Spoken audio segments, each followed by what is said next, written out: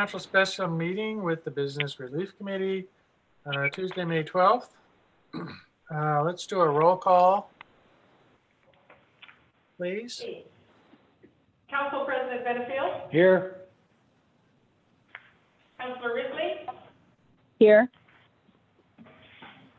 Councilor Ogilvie? Yes. Councilor McCarthy? Here. Mayor Stidle? Here. I need approval of the agenda. So moved. Second. All in favor? Yes. Yes. Yes. Yes. Sounded good.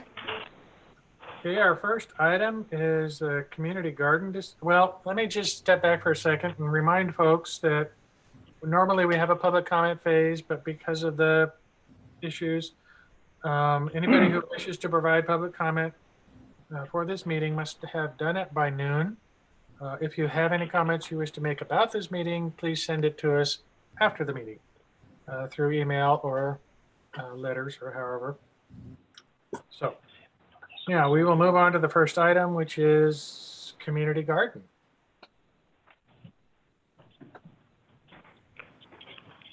Yes, sir. I'll start us off.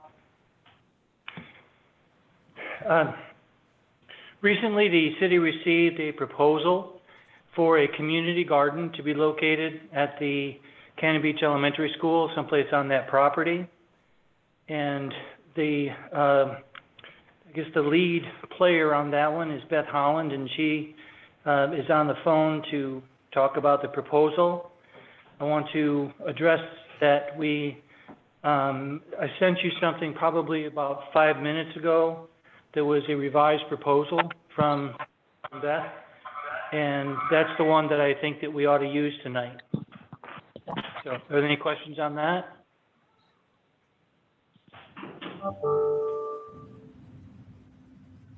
Is this enough time to look at it and review it? Well, I don't know, Robin. That's probably for you folks to answer. It's close to what they sent us before with some information redacted. So it's not a whole lot away from it, but the information, the proposal came in like a day ago, and the revised version just got here. So it's up to the council as to whether there's been enough time to review. It looks like, from what I see, that the updated version says that Doug Doer is removed from the supporter list. And he says because of his association with many players on the school site, he cannot be listed as such. That was, I believe, my email. Oh, that was your email, okay. That was my email, and then Beth sent us a revision that took Doug off of that list on page 4. Okay. I didn't get it. I hit send as I was walking in, so I don't know if you got. I don't have it for the record copy. Okay. Well, neither Colleen nor Council President Benefield says they received it. I don't know if anybody else has. Brandon, Chance, did you get it?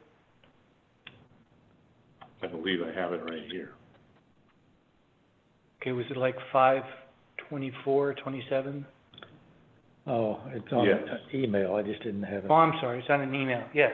So apparently they received it within the past 10 minutes. Oh. Hmm? A lot of stuff. Yeah.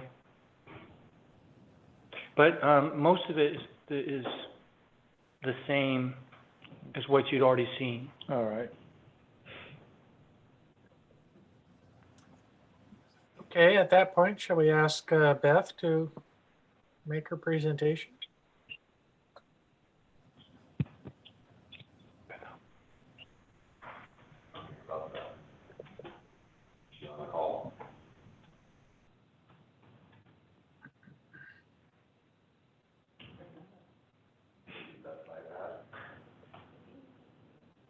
Oh, here on my, yes, okay.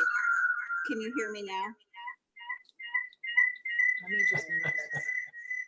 There you go. There's a lot of echo on it, Beth. Yes, we just got the other iPad off, so we're fine now. Yep. Sorry Fine. about that. So, Would you like, I'm sorry. if you give us your address, and also, would you like us to unmute Amber? Yes, matter, I yeah. think she is unmuted, yes. I mean, no, Okay, if you all right. could, so But you it can be might- on there too. it Yes, might let's get that unmute echo. Amber. You might get it. Yeah, we might get an echo. We're Okay, here. at never the- mind then. Yeah, Yes, it's fine. Okay. all right. Name and address, Beth. Beth Holland, PO Box 132, Cannon Beach, 97110.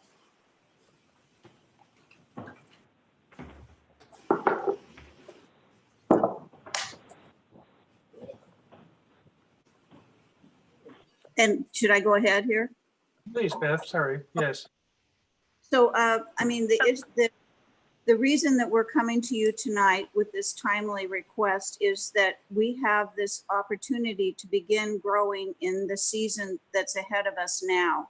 If we can start these seeds and seed a garden by, as I think we indicated in our letter, by June 15th, we will be in great shape to have a very productive season. But if we have to put it off, say to the end of May before we even know that we have the right to go ahead, it will, of course, set us back quite a distance.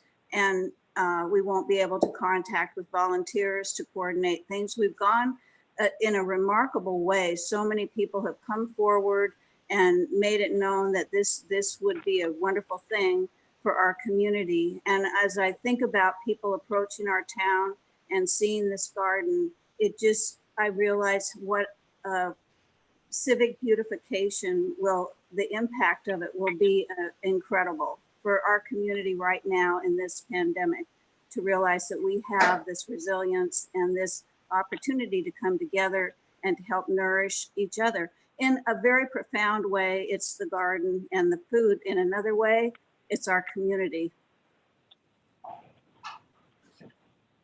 And I understand, I listened to your meeting last Tuesday and all of the angst and anxiety about the sandcastle and the 4th of July parade.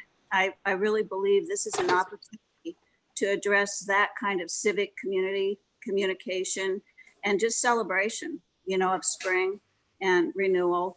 The garden represents amazing opportunities for well-being. I think Trina Robinson addressed that in her letter to you, just how much she feels it would impact our well-being as a community.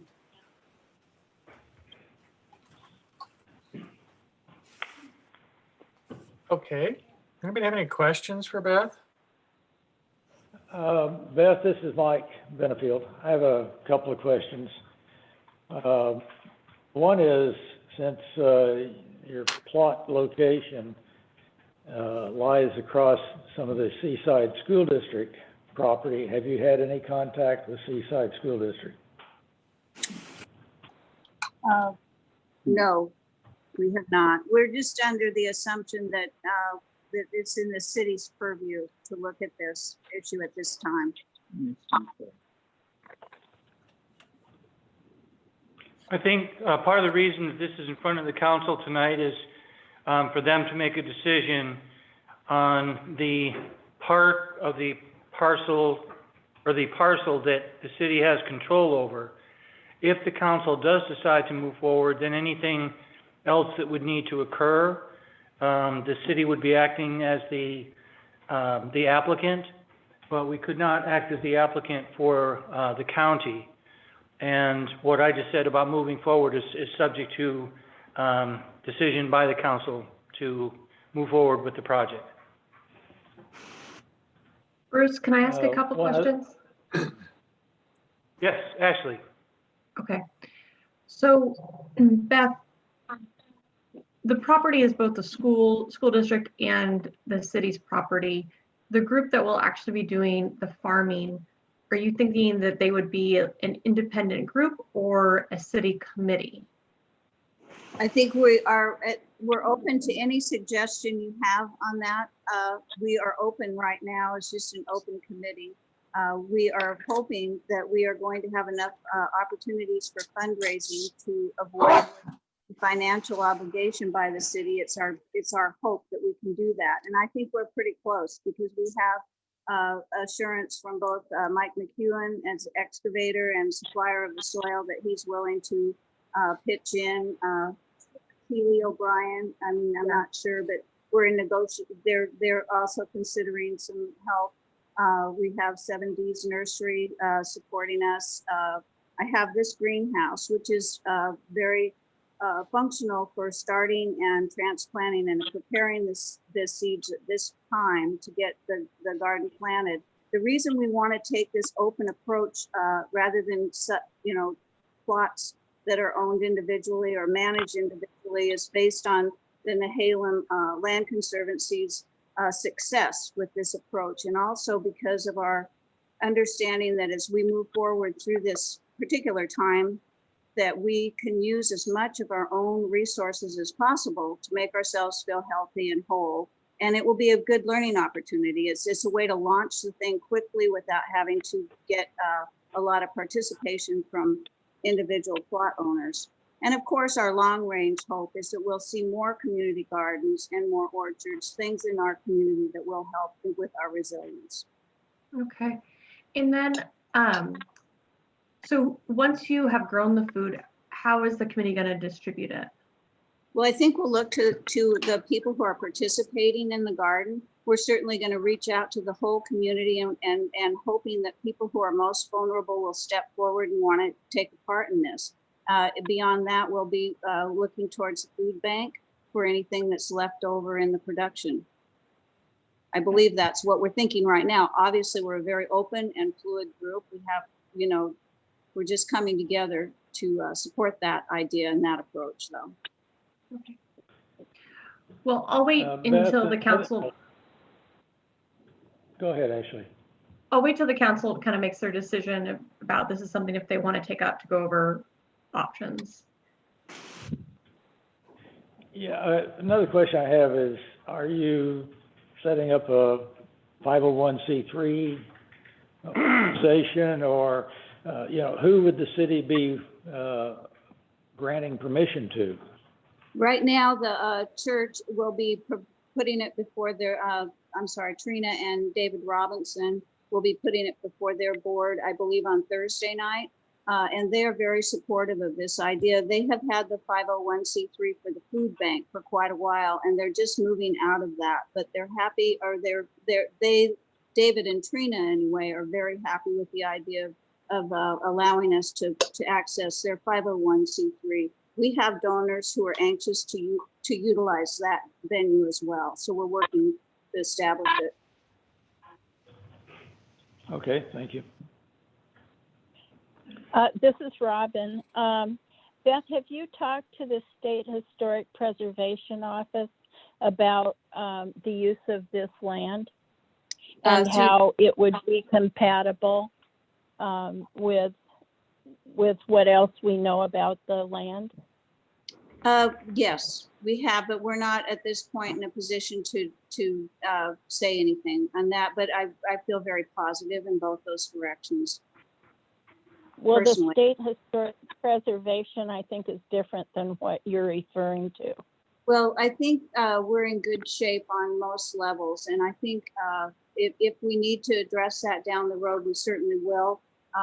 Tonight, we're just looking for your approval so that we can. Well, actually, I think that they should be contacted before any work is done on the land. Well, and they will be. Everything will be in a process. We've already applied to the Planning Commission. We assume that we will take every responsible avenue towards this end. But what we need from you tonight is the right to pursue those ends. Right now, we're just doing whatever we can to assure that we can actually do this. And you're the first. We will comply with them. Certainly, we will. Okay, and then one other question I have is about what Mike was bringing up is lot 5700, which is owned by the school district. The other lot that you're proposing that this would go on is city property already. But because this is school property and we don't close on this particular parcel until July 1st, if everything goes well, in real estate, I've always been taught that you never make any improvements on property you don't own. So, Well, Robin, have you investigated that at all? I think, again, we can address this as we move forward. If there are impediments ahead of us, we will have to take them into account. And I suppose in this situation, we could not break ground then until the first of, but in a better situation where for some reason we can move along, your approval tonight will just allow us to address all the issues ahead of us. With the school district and with the ownership of the land. We could go to the school district, whatever we have to do, we'll just keep moving along. But if we could have your approval to move along at this point, that puts us in a position to do a lot more investigation and absolutely, Robin, anything you have any concerns that the council has, any of you have, we certainly can address them as we go ahead.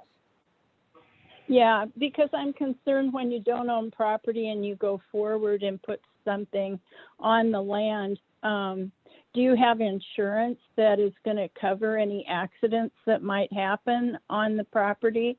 Or I think there Robin, are property, so that will be an issue for the city to resolve. Those are good questions, and they're all things that we will, that in this resolution tonight, if you choose to adopt it, a go-ahead position is what we're after. We just want to know that we have at least your assurance that if we cross these, and Bruce, perhaps you could just give us a list of all the things we need to have done in order to move ahead with this council's approval tonight. Then we'll go to work at it. And if we can't accomplish it, then we'll throw in the towel and we'll just give it up. But if we can. Well, I'm not suggesting that. This is a wonderful group of people that all seem to have a very good plan. I just am concerned that it hasn't gone through the hoops that usually we would require with the process of a good plan. And and I think, Robin, as we go through this pandemic and this very unusual time, and in your meeting last week, I heard you really reluctantly canceling the 4th of July parade. What an unusual thing to have to do. What a remarkably different time we're in right now. And so we are asking, in view of this, and in view of what we see as a very nurturing and good step for our community to take, in light of all the things we're giving up. This is a small thing. It's just a little plot of garden, but it could mean a lot to our community. I have a couple of questions myself.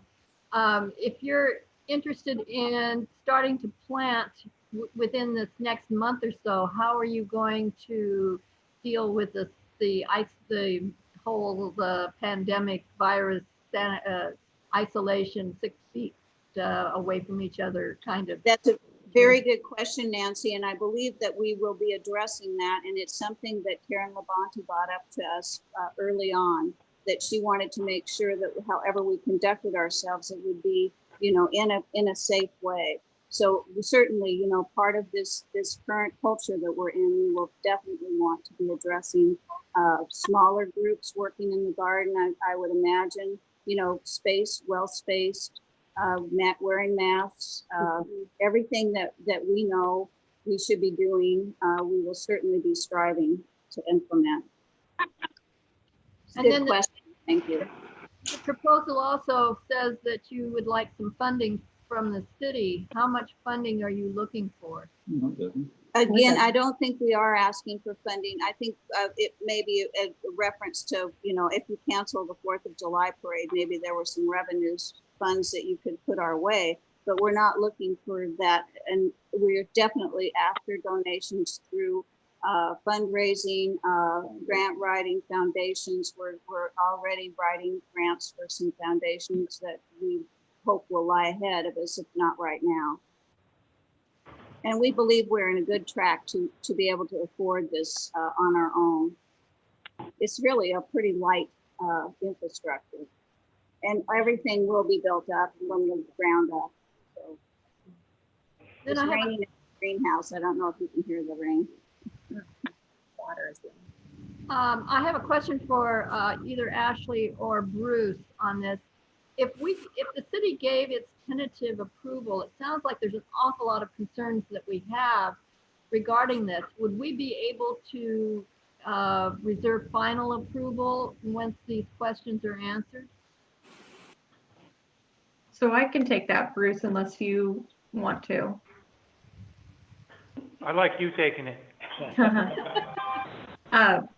Again, we haven't fully vetted this idea yet, but just thinking through what Beth's saying tonight, it sounds to me like the easiest way to do this is investigate, and I'm using the word investigate, not making any promises, but investigate leasing the property to her group for this limited purpose. And through the lease agreement, we would work out, issues such as insurance.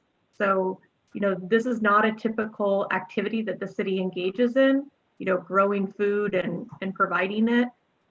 So, I have another city that does this. So I know that we're going to have to check with our insurance provider to make sure that, there are no insurance issues if this was the city doing it. That issue goes away if we're just leasing it out to an independent group. So we want to work out indemnification, what the purpose is, insurance requirements. We'd want to go through that entire process and make sure that we are, defining the relationship between the two groups. And then that lease agreement would come back before council. But I think there's, maybe if Jeff is on the line, he can chime in, but I think there's usually a requirement for this to, for the use of the property, approval? and then also, yes, and then also go to the DRB, I believe, after that. Jeff's on the line if you want me. Jeff, would you, can we unmute you, Jeff? Yeah, can you hear me? Yes, Can you hear me? yes. Yeah, Sound- so it would go to the Planning Commission, and we have it on the agenda for the 28th in their application, so it would be coming up in 2 weeks for the Planning Commission. Doesn't necessarily need DRB approval, only if it's got a structure over 200 square feet. But yeah, I think, all those concerns that the council had, they would have to prove that the ownership or all those specifics with archaeological letters of support from the school district or the tribe, any of those things. I've already had that discussion with Beth on most of those matters, and they'd have to get CUP approval. And I have every belief that our Planning Commission, would want to see a successful application there, and look at every detail on that. Thanks, Jeff. Sounds I'm like gonna add if the council, Go ahead, Mike. well, I'm probably getting ready to say the same thing you were, Sam. Just go ahead. Well, probably not. I've got a whole nother concept on this that I spoke briefly with Beth about, and this was my understanding, is that this would be a very temporary styled raised bed garden. My concern lies in the fact that since we don't own the property yet, we're hoping to own the property, and we're hoping then to really establish a master plan for that property. This is premature towards that master plan, but it is part of the master plan and has been. My concern is that we don't plant anything or drive any posts in or dig any ditches of any kind that are of any permanent nature. Thus, the beds that could be placed on the Nakus part of the park that we own currently could be eventually moved in a year or two over onto the purchased property, which is now by the school district, and remodeled and redesigned when we do start having a master plan for the piece of property. Towards the creek. That was my understanding.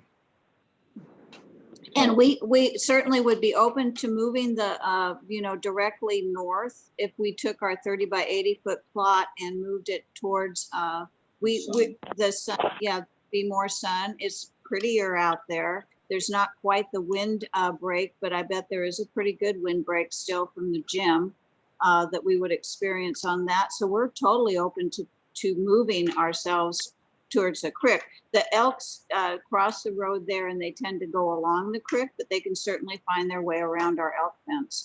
And it is a temporary situation. I mean, it could certainly be constructed to be removed easily. Okay. Okay, this is Mike. I was going to add to what Sam was saying is I was concerned too about doing any kind of excavation, as minor as it might be, and if using the raised beds helps. And my concern too is a 7 foot high fence, regardless, I think needs to go through a DRB process and make it attractive. Even if it's temporary, we need to have something that's attractive, primarily because of its location at the entrance to the town. And we are in concurrent with that. We want this to be as beautiful as possible. And, I think that it will be. There's every indication and every that we will, have vines. There's also a group forming around this committee that would love to see pollinators, and in our conversations, brief as they were with Roberta and Dick Bosch, they were very interested in having native plants introduced along the creek, and we're all for that. We believe in connecting and utilizing the space to its best advantage.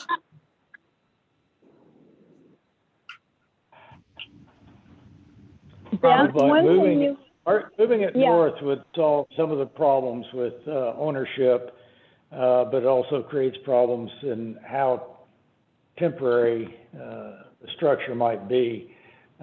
Temporary fences are difficult to make beautiful. No, but I'm sorry, Mike, but I'd have to totally disagree. We won't skimp on the materials that you see. I mean, the depth that we take them into the ground, I would assume what we're talking about is we're basing them in gravel base rather than concrete, or something that's easy to remove, using metal fence posts wherever possible so that we disrupt the ground and are easier to remove. But the fence itself is primarily transparent. There's nothing there. We will certainly see peas and beans and nasturtiums. And, I envision a very beautiful, something that will actually very much enhance that particular spot in more ways than one. But I think it could definitely have a benefit visually. Okay, Robin? So Beth, overall, I you'd be think able to- it's a great concept. And Yeah. if So that Beth, can- you'd be if able you can to move forward. see through it? Well, the elk fence is just wire. It's 4-inch, grid wire spacing. So absolutely. It's near invisible except for the posts and the vines, of course, as they grow up. And we would assume we would want to utilize the fence for pea and bean production and other things that would want to go vertical and be beautiful. Vegetable gardens are very beautiful. Okay, go ahead, Mike. This is, Or What's Bruce? that? let me jump in a little bit before Mike. I just want to make sure everybody keeps in mind that as we move this north, that we're going on to an area that's currently used by the kids' soccer. I would have to digress there as well, because I believe the soccer field, if we look at regulation size soccer fields, it fits perfectly well outside of this fenced-in area. You've got a big field out there, but we certainly could take that into consideration if it turned out to be a problem. Well, I just want to make sure that the council understood that we had a use there already. Yes, I know we can work around it. good, yeah. We've thought of it. Sam indicated that one night when we bumped into he and Deb down there, that he was concerned about that. So we have thought about it. Okay. I think Mike wants to say Yeah, I'm in something. favor of you guys moving ahead. I think it's a great looking proposal. I think there are many, many hurdles to, hoops to jump through before you have a project, but, from my own perspective, I don't, have any reason to say, don't proceed, you know, go after it and see what you can get done. But, listen to people and listen to their concerns and address them, and you're doing that right now as we have these questions. There'll be many more questions. I think you just need to make sure you know, as they say, cross the T's and dotted the I's and have addressed all these issues. Not the least of which is always keeping in mind that this may get altered with a Nicoos Park master plan. And yet the current draft of a master plan shows a garden right there where you're proposing it. So I'd say, you know, from my perspective, move ahead, but recognize there are many issues that you're going to have to deal with. Great, thank you. We have been dealing and you know, just getting ourselves before you tonight has been a learning curve for us. But that's the other issue here, is that we are an amazing group of people. I mean, we have resources available through our group that are really phenomenal, and not often, you know, that everybody's sitting around waiting for something to do that would be as productive and happy as this particular project has made many of us. So I think that's our other real strength here, is just the willingness and the potential that we have in our group to carry this forward. And I understand totally, we could get shot down at any moment, but we would love to have your blessing to move ahead. Okay, Robin, Nancy? Well, I just have one concern, and that is that the city is so involved right now with the pandemic relief and so forth, that I wouldn't expect any help from the city in terms of any labor or anything else, unless Bruce thinks that he can spare anybody. It just seems a little bit more than, frankly, that I want to deal with at the moment. So I don't think we will. I would hope, let me finish, please. I hope that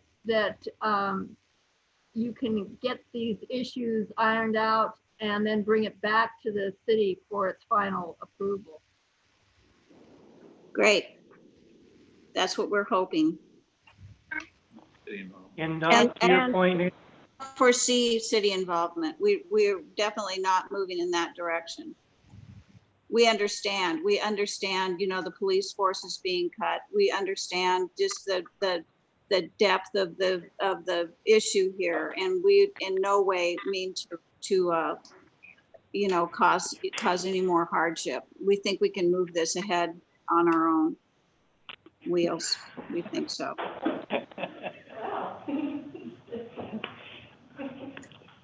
It's more fun here at City Hall.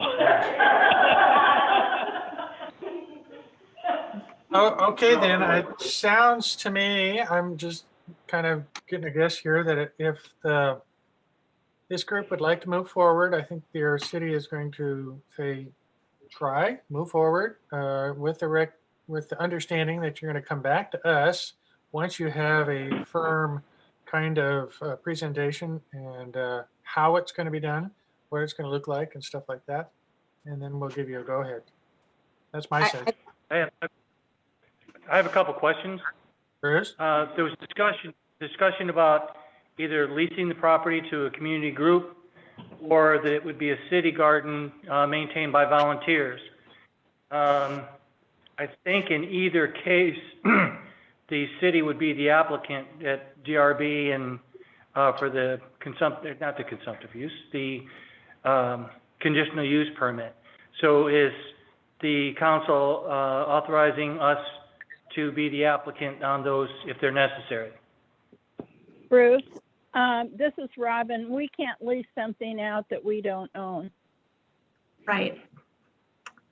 So Right. my 2 cents would be that the first step in this process is to enter a lease agreement with this group. And then once we have the lease agreement in place, and, you know, Robin's right, we don't currently own all of this property. You know, it would take, it would take agreement from the school district. So we'd have to negotiate that with them, or we could just, deal with the piece of property that the city owns now with the idea that we would expand it, if and when that purchase went through. That seems to me honestly like the most straightforward way to handle this. And then once we have the lease agreement in place, then we would take it through the land use process if these structures need, or these changes or uses need approval. So in my mind, it's a 2-step: lease agreement and then use approval. Ashley, question. Mm-hmm. Is a lease an appropriate form for a temporary placement of something on the property? Right. So, I mean, from what I understand of this relationship is that the city owns the property. We have an independent group that wants to use part of our property for a specific purpose. So I would want the legal relationship between us and this independent group to be clearly delineated. Obviously I don't think that this is the case, but we have no control over what's being planted or how it's being used or the safety regulations they're using and how they work the land. We want to be clear that, this is not the city of Cannon Beach running a garden. This is an independent group using our land. And so the, most appropriate legal instrument would be a lease. Could I address that issue there? Just, I would like to say that we certainly would assume in the long run, this is a city park, it is city property.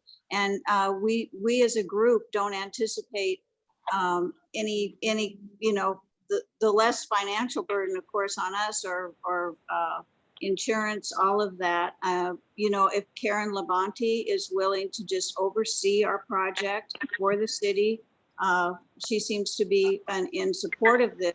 It would be a minimal amount of oversight, but we would have to concur with all of the city regulations and Parks and Community Services. I mean, we want to make sure that everyone's happy in this arena with the park. So that's a different relationship than what we've been talking about before. So in that relationship, it's the city, overseeing a plot of land where we're raising food and distributing it. And again, one of the questions that I would want is to make sure that, our insurance will cover that activity, because that's not a typical city activity. And then, It's really oversight. And Okay, yes. Can I jump in here? This is Mike Morgan. I think I would ask you to look to the food bank, the food pantry, and the structure that you've set up there. And I happen to know that the food pantry is not, it's not a 501c3 at the moment, although they're getting it together to do that. But it would be a similar situation with the food pantry.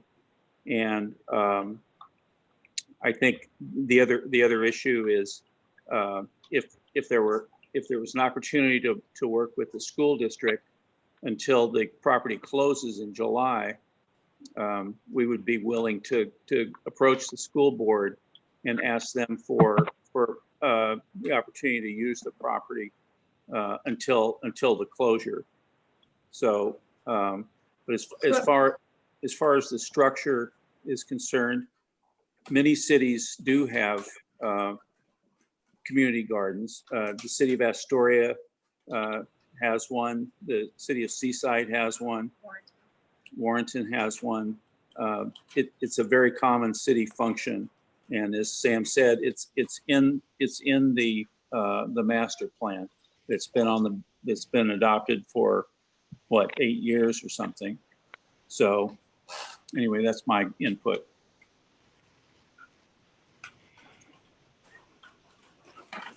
Because, this is Bruce again, because we're going to be putting something together to get this thing started, I have to ask some basic questions.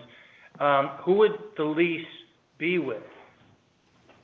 Does the community group have an identity, or would it be somebody else? Again, I think it is with the city. I mean, we're asking your approval because we believe this is city property and it's under your jurisdiction. Well, it's So not that's- a, it's so to not my- To Mike Morgan's point, you know, the food pantry is, I believe, is accurate, does have a lease agreement. So they lease that property from the school district and soon to be the city. So if that's the relationship that you're looking at, it would be a lease agreement.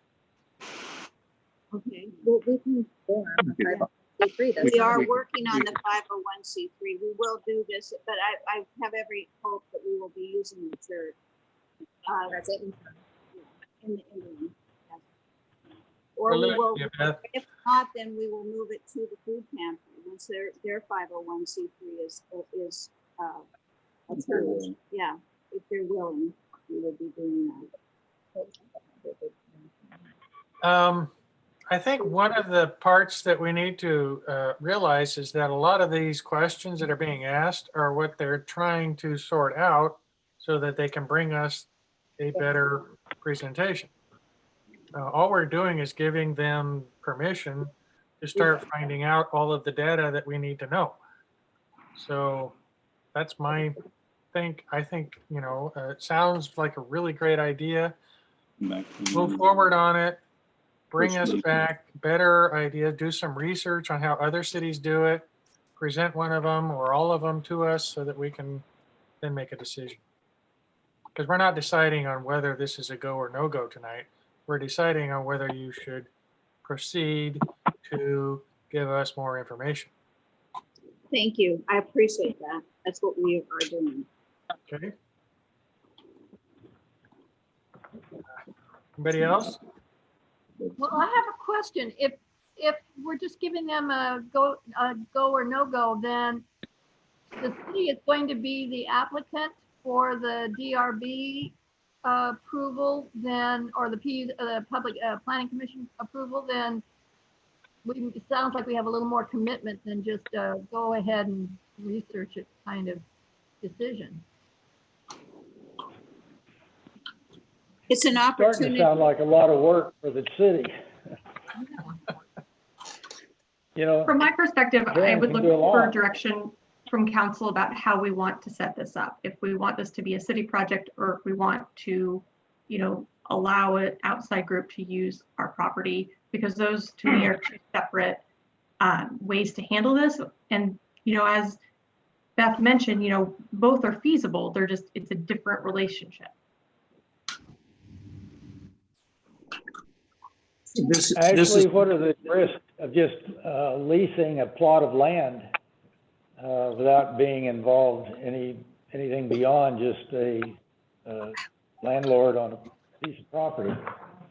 So, I mean, that's my recommendation at this point. That's the most straightforward, least strings attached for the city, is just to say, we have this property, we want to use it. Let's nail down, you know, what the parameters of that are, and then allow this group to, you know, apply to use the land how they want to use it. And there's also the restrictions that are on the property as a result of the archaeological artifacts. Right. And so if we there's would, anything, Right. So in sorry. discussion amongst the group members, we're noting that this, if it is in the master plan, we are simply accelerating your master plan. We're putting ourselves as volunteers to the city to conduct this whole enterprise for the benefit of the city and the citizens. And also because of this unique situation, or, you know, closing down our city and making us so insular, the timing is now. And, you know, if we have to wait and build the garden up in July, that will be something I guess we would have to go for. We are willing to put together as many answers to your questions as possible before your May 28th meeting. At that time, if you're sufficiently satisfied with our progress, that we have answered your questions, and certainly we'll be looking to Bruce to give us a clean, clear line of vision on what those questions are and what we'll need to come up with. So we are, obviously, this is going to involve the city. There will be consequences there, but I believe they're minimal. And I believe you have an opportunity to take advantage of all of our volunteerism at this point. Give us the right to just help implement what was in the plan, basically, yeah. Okay, and Beth, what I think you just described is not what Ashley has described. So that's why I wanted to council.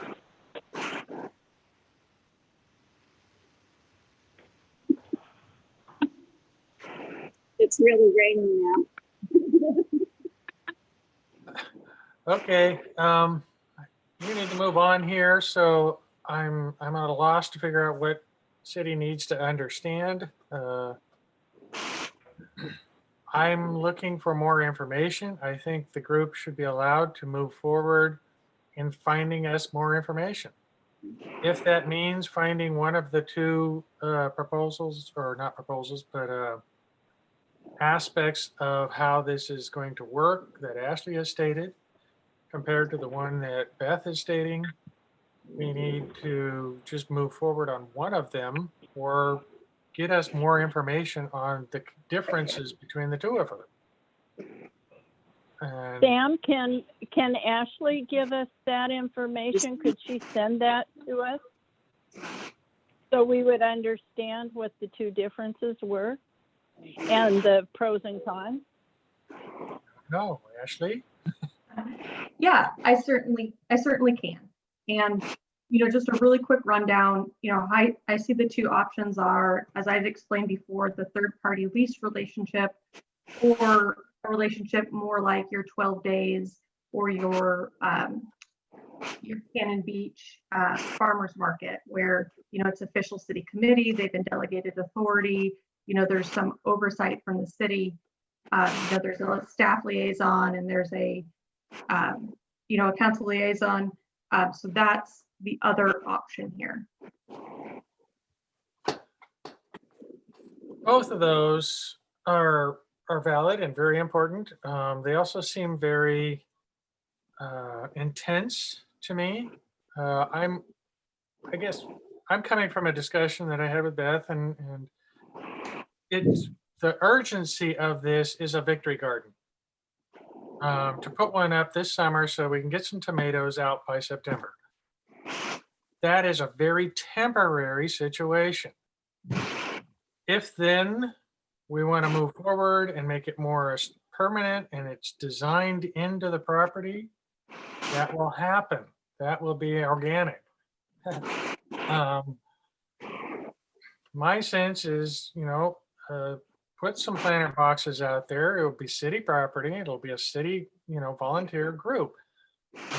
Yes, insurance will be a concern, but it's not a permanent situation until we say it is. So I'm a little more just kind of loosey-goosey about this. I understand that, but I think it's a doable thing for this summer to see a few boxes put up.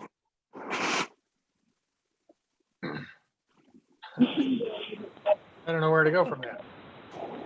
Sam, I have no problem with them doing it on the land that we own. If we can do it that way, so be it. If we can't and it needs to be a bigger parcel, then we need to take Ashley's suggestions into play, because we don't own it. And we've got to go forward with communicating with others. And they could just as easily go up to the school district right now and ask the same permission that they're asking us. Right. With a temporary box to put somewhere. And that's not a permanent change on the property. It's a box. It's also not taking into consideration the historic aspect of the property, the other items that are of concern for us. It is, in the fact that it is the way I see it again, is a planter box that's put on top of the ground.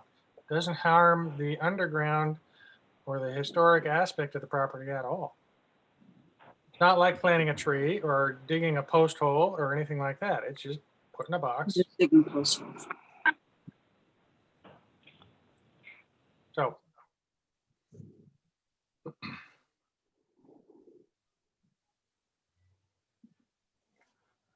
Okay.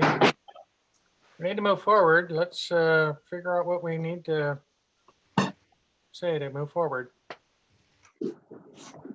Can I make a suggestion? This is Ashley. Please. So one of the suggestions is that I could work with Beth, and I could both provide information to the council, see if there's a third less formal option in there. Again, I have some concerns about the delicacy, I'll use the word, of the property and some of the issues with defining relationship. But if there's a third option, we could think through that and then present those options to council, and then council can give us direction from there. Okay, I'm good with that. I could go along with that too. I can too.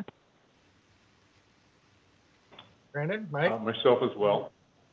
Okay. Well, I just want to make sure that there's a lot of concern given to the archaeological aspects of that property. And I know the box sits on the ground, post holes dig into the ground, and we need to have the same considerations that we would have if the city were out there digging holes.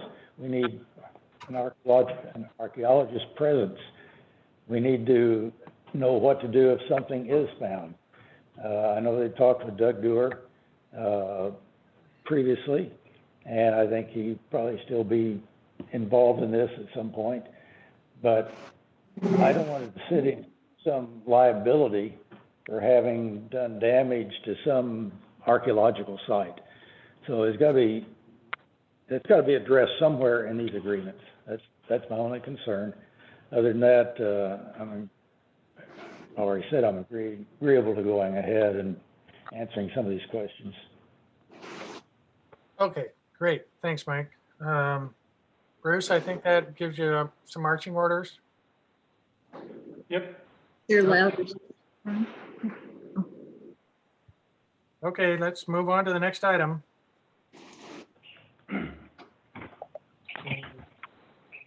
Reopening considerations. Bruce, what are you presenting here? Well, I want to go through what phase one means. What are some of the considerations? Staff has talked about this at length, but we also have a presentation from Patrick Nofield, who wants to talk to council about what the opening of the hotels would look like. And it's probably better for him to go first. And I've asked him if that's okay, and he said he was okay with that. And so it's just a matter of Rusty getting it up on the screen, and everyone should be able to see it at home. Okay. Rusty's doing his magic now. Last time we did that, you all disappeared on me.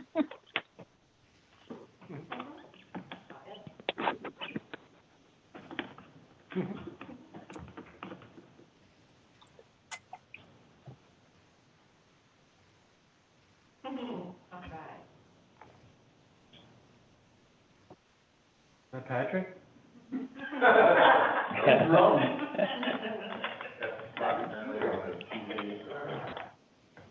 Well, good evening, and thank you for the opportunity to present this. Before I get into it, just want to give you a little background. Last Friday, a group of Cannon Beach lodging properties representing approximately 80–85% of the hotel rooms in Cannon Beach came together, and we agreed to utilize a document for best practices and standards to keep lodging employees and guests safe as we reopen our hotels in Cannon Beach. Additionally, though, the Cannon Beach vacation rental companies, with information provided by their national association in accordance with CDC guidelines, have also crafted some protocols that they want to implement.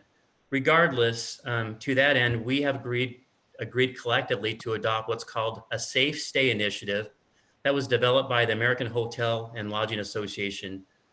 It's focused on enhanced cleaning protocols, social interactions, to meet with the new challenges that we're dealing with the expectations presented by COVID-19. It's essentially designed to change our industry norms and our behaviors and standards to ensure that, again, both hotels, guests and employees are confident in the cleanliness and the safety of the hotels once travel resumes. We had an opportunity over the weekend to present the initiative plan to Rick Hudson, and he felt we were on the right track. He said that we had some solid ideas for providing social distancing and upgrading our precautions as well as cleaning procedures.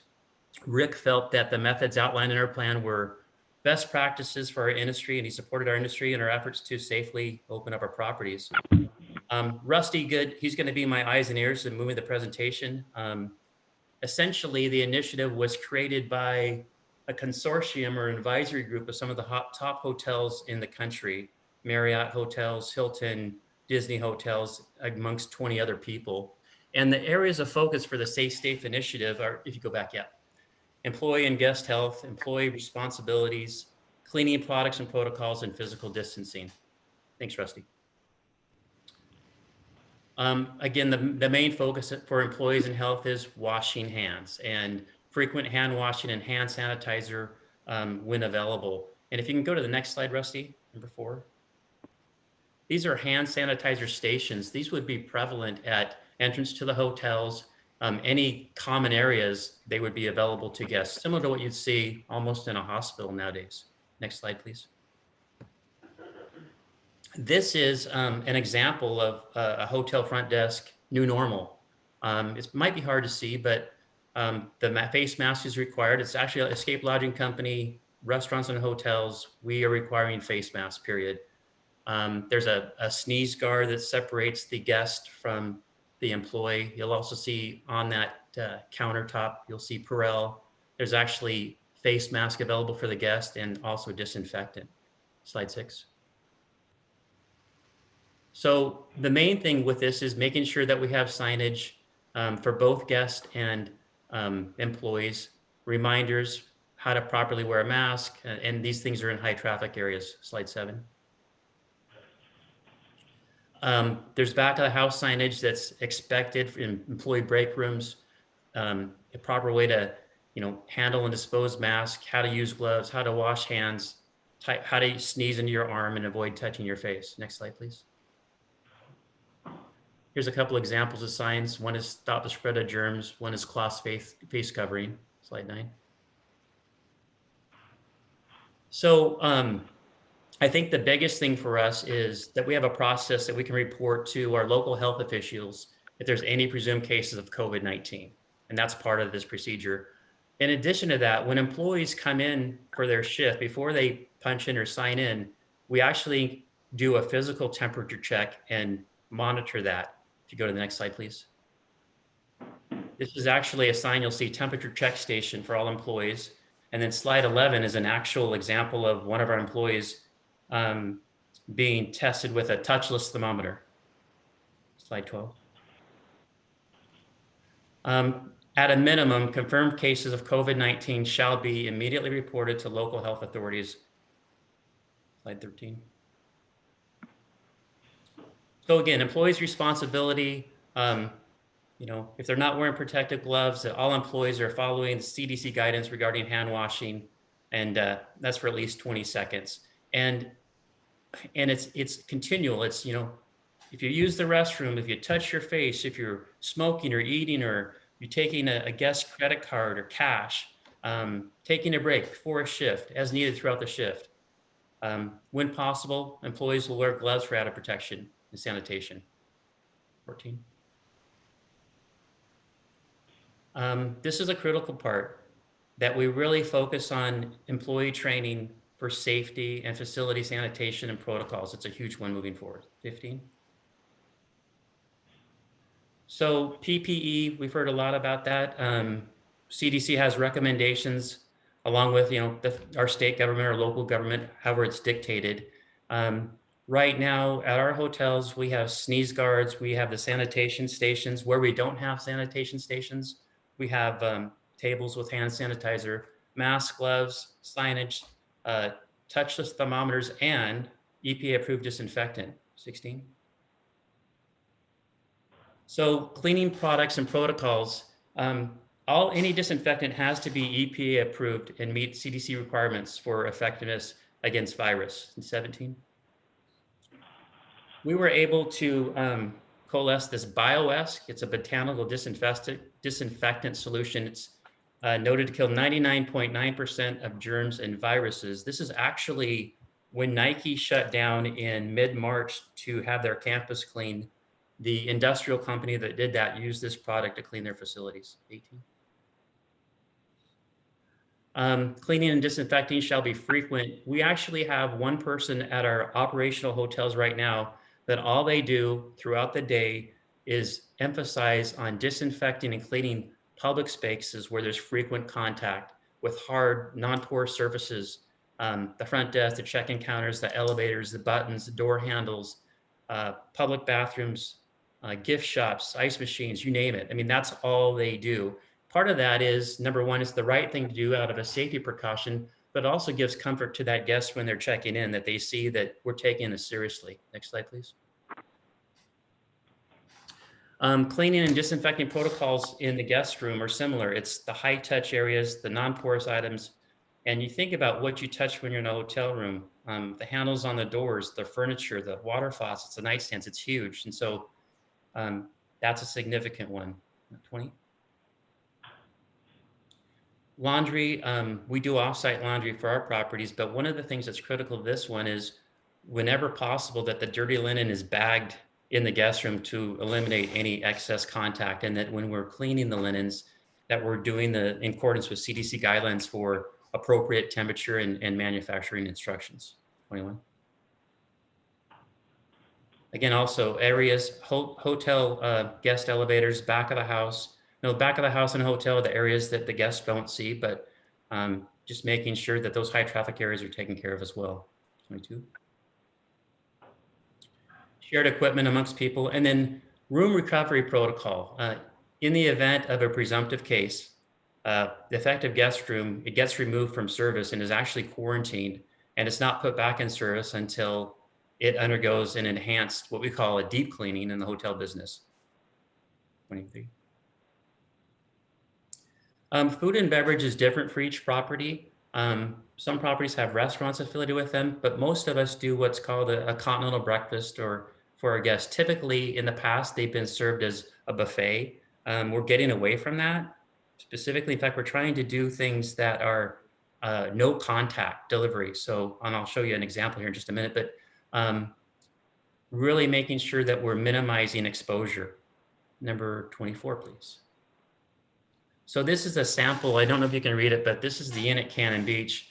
They've done a breakfast buffet in the past. What they're doing now is when a guest checks in, they'll get a form like this and they'll fill out the order. And in the morning, it will actually be delivered to the room, not into the room, but to the outside of the door. So there's no guest contact. 25. Physical distancing is the third of the four. As recommended by CDC, everyone's heard the 6 feet away, and I'll show that on the next slide if you don't mind. 26. So this is a floor sign, and it's actually 6 feet back from the front desk, and it says, please keep your distance. And you'll see there's two to the left, and one that's the queuing area. So you've got, it's kind of like someone's up to bat, someone's on deck, and someone's in the batting hole. And so that's kind of how we're doing it. It's a queue area, so there's one door in and one door out. So we maintain the flow. Next. Again, guest rooms in anticipation of individual guest concerns. Housekeeping shall not enter a guest room during the stay unless specifically requested.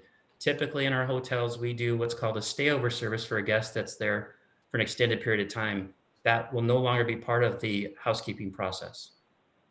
Next slide, 28. Front desk agents shall practice social distancing. One of the things they recommended is, sometimes you'll see a bank of workstations. The initiative states that they prefer to have every other workstation used. The other thing that we're doing is we're staggering our shifts. So instead of maybe having 2 people side by side, maybe we only have 1. Typically, in the old days, when we clean rooms, we'd have 2 housekeepers in a guest room at the same time. That'll no longer be the case. It'll just be the one. And slide 29, please. And then pools and beaches, again, maintaining the 6 feet rule. front of the house and physical distancing in the back of the house. And then slide 30, if you don't mind. So we're considering this kind of a baseline standard that all Cannon Beach properties will embrace. So it's a minimum, though some individual property specific plans may be more detailed and subjective. For instance, at Escape Lodging, we've designated each property with what's called a health and safety coordinator to work directly with the hotel GM. And that person is essentially manages the guidelines that we've set forth. They manage the employee whose primary job is to sanitize the hotel public spaces and the high touch areas. They maintain our inventory and stock of PPE supplies. They ensure that both staff and guests are following the 6 feet social distance guidelines and ensure that any safety practice and implemented and followed. Again, we're doing this because it's necessary. In this environment, we need to take it seriously. And our focus of our company, and I think the focus of the majority of the hoteliers in Cannon Beach, is we want to exceed the expectation for safety for our guests. Next slide, please. I did want to touch on this briefly. There's a lot of discussion about tourism in Cannon Beach, the definition of a day tripper, the definition of an overnight guest. Again, I'm probably not objective, but to me, an overnight guest contributes to our community through stimulating and supporting our economy. They frequent our shops and galleries and dining rooms. And I've used an analogy in the past where we overcharged somebody when I worked at the surf stand way back in the day and asked them to fax their credit card statement. They said we charged them for 2 nights and they only stayed 1. So of course we did charge them for 2 nights. It was $130 per night. But when you looked at their credit card statement, you could see the economic impact of that person.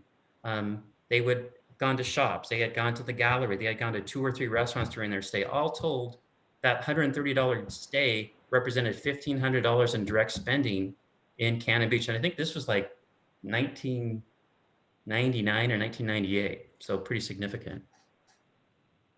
Another thing I'd like to share is Dean Runyon. They do a report called Oregon Travel Impacts. The average expenditure for an overnight visitor in Oregon is $172 a day or $425 per trip. The average number of guests utilizing a hotel room on average is 2.3 people. So when you combine that, the average expenditure becomes just under $400 a day or just under $1,000 per trip. Now, granted, this is Oregon. Cannon Beach, it's probably 30 to 40% beyond that, especially with room rates going from $250 upwards to $500 per night in a demand season. The overnight's visitors' impact on resources, garbage, restroom utilization, parking is typically confined to their hotel. Hotel guest rooms are compartmentalized spaces, and there are a few gathering areas. And with these new protocols to reduce the opportunity for gathering even further. Slide 32, please. Hotels are the economic generator of a community. In addition to supporting retail, galleries, restaurants, we support a number of community nonprofits. And the food pantry you mentioned earlier, the Coaster Theater, the Tollivan Arts Colony, the Arts Association, Cannon Beach Academy, the Sandcastle Contest, our churches, the History Center, the Chamber, the Gallery Group. We support events such as the Cottage Tour, Stormy Weather, Savor Cannon Beach, Spring Unveiling, Sandcastle, and other events and fundraisers with not only in-kind donations, but sponsorships, cash, and of course, complimentary guest rooms. And there is also a direct correlation between the detrimental economic impacts you guys are feeling, as well as the lodging community, by the loss of revenue relied on by the transient lodging tax. The fiscal impact on the city of Cannon Beach is significant. 2018, 19, the fiscal years, the Cannon Beach generated $4,580,000 from transient lodging tax, 500,000 of that coming from short-term rentals. And the fourth quarter ending June 30th, 19 was over $1 million. You guys, that's $1 million that we are out this quarter. Number 33, please. The impact of the hotel closure due to COVID-19 has been catastrophic, and the job losses are unprecedented. We are now in our 9th week of the closure, and the longer our properties are closed, the harder it will be to recover. And this might sound fairy tale-ish, but at stake is the fabric of our community. The quaint shops, the galleries, the cafes, the bistros that help make up our town's character are on life support. That's great that you're doing the things you're doing to try to get them through this time. The things that make Cannon Beach a special place to live could be irreparably damaged. And although most hotels in Oregon are still open, in April, 88% of all tourism-related businesses, that's accommodations, restaurants, et cetera, saw a combined 90% decrease in revenue. Next slide, Rusty. Memorial Day weekend is officially beginning of the summer season. This is what Steve Martin used to call our harvest season, provides our income and keeps our businesses going through the rest of the year. And prior to the March closure, we were experiencing a number of reservation cancellations due to COVID-19 concerns. And when we reopen for business, we will not experience our typical lodging demand. Smith Travel Research did an estimate. They indicate by late summer, leisure travel at best will only get back to 60 to 70% of last year's demand. Reopening our properties is a significant challenge. We have to rehire people that we furloughed. We have to establish new training protocols, and we have to communicate with our guests. It will take time. Therefore, we continue collectively to have a strong sense of urgency to continue to move forward towards opening. And while furloughing the majority of our workforce, I think we've 410 employees at Escape Lodging, period. Many of those employees are making more money on unemployment with the addition of the federal subsidy. So we really need advance notice to get our properties operational. 35, please. Based on our understanding, the timing to reopen Cannon Beach Lodging depends on the following. Per the governor's phase 1 opening guidelines, and I'm sure Bruce is going to talk. Yesterday, the Clatsop County submitted their prerequisite plan to the state of Oregon for their and Oregon Health Authority approval. The tentative phase 1 date in the governor's order is May 15th. So let's say hopefully we get that approval for Clatsop County May 15th. Phase 1 is initiated. And part of the prerequisite, you guys know this already, you've got a great guy in Rick Hudson who communicates with you about the guidelines and the testing regimens. But this is critical to us because the minimum number of days until phase 2 can be implemented where we can get back to non-essential travel is 21 days. So realistically, if May 15th is the date, then by June 5th or 6th, that would be the best case scenario for us to be able to start opening up our businesses. And I want you to note, we have 3 properties in Oregon and 1 in Washington that are currently open for business. 2 of those properties are experiencing over 60% occupancy in May. And we have already instituted these guidelines that we're proposing and these protocols for cleaning at these hotels, and our employees and our guests feel safe, and there's been absolutely no incidents of exposure. Thank you for your time, and I'd like to answer any questions you might have. Thanks, Patrick. Oh, came back. Good. Yeah, thanks, Patrick. That was good. Bruce, do you want to continue? Sure. I'm going to repeat a little bit of what Patrick has said. But when we're talking about the reopening and what some of the considerations are, the county did file an application yesterday for to open phase 1, and that would be for May 15th. They're hoping to have an answer by sometime tomorrow afternoon. Excuse me. Again, there's a 21-day monitoring time frame. If all goes well, they would move on to phase 2, and that would be another, 21 days. Next thing is, what does phase 1 mean to Cannon Beach? First, the no non-essential travel ban remains in place. From the staff analysis, this is a big variable because if people do travel, then we're going to see numbers. If they abide by the ban, then we will have a soft opening. But again, if they don't, it won't be that soft. From a business standpoint, phase 1 allows all the local businesses to qualify to open with social distancing. And that will be up to the individual businesses to maintain that social distancing. We do not have authority to enforce, nor would we be able to enforce in all the restaurants and all the businesses. At best, we would, it would be complaint driven, we would pay them a visit, and then the police would tell them to contact OHA, the Oregon Health Agency, or the OLCC, which is the Liquor Commission. But we would not be able to enforce the social distancing in either businesses or restaurants. Motels can open at the discretion of the cities that have put emergency restrictions in place. And we have done that in our hotels. Other types of communities are looking to maybe phase 2 or phase 3 for opening motels. Those tend to be the ones that don't have as much of a reliance on the tourism industry for our economic well-being. The RV park can open. So that's kind of what it looks like for if it was open, say, on Friday. And if we were to take any actions, for example, if you wanted to open the hotels or something like that, we would need to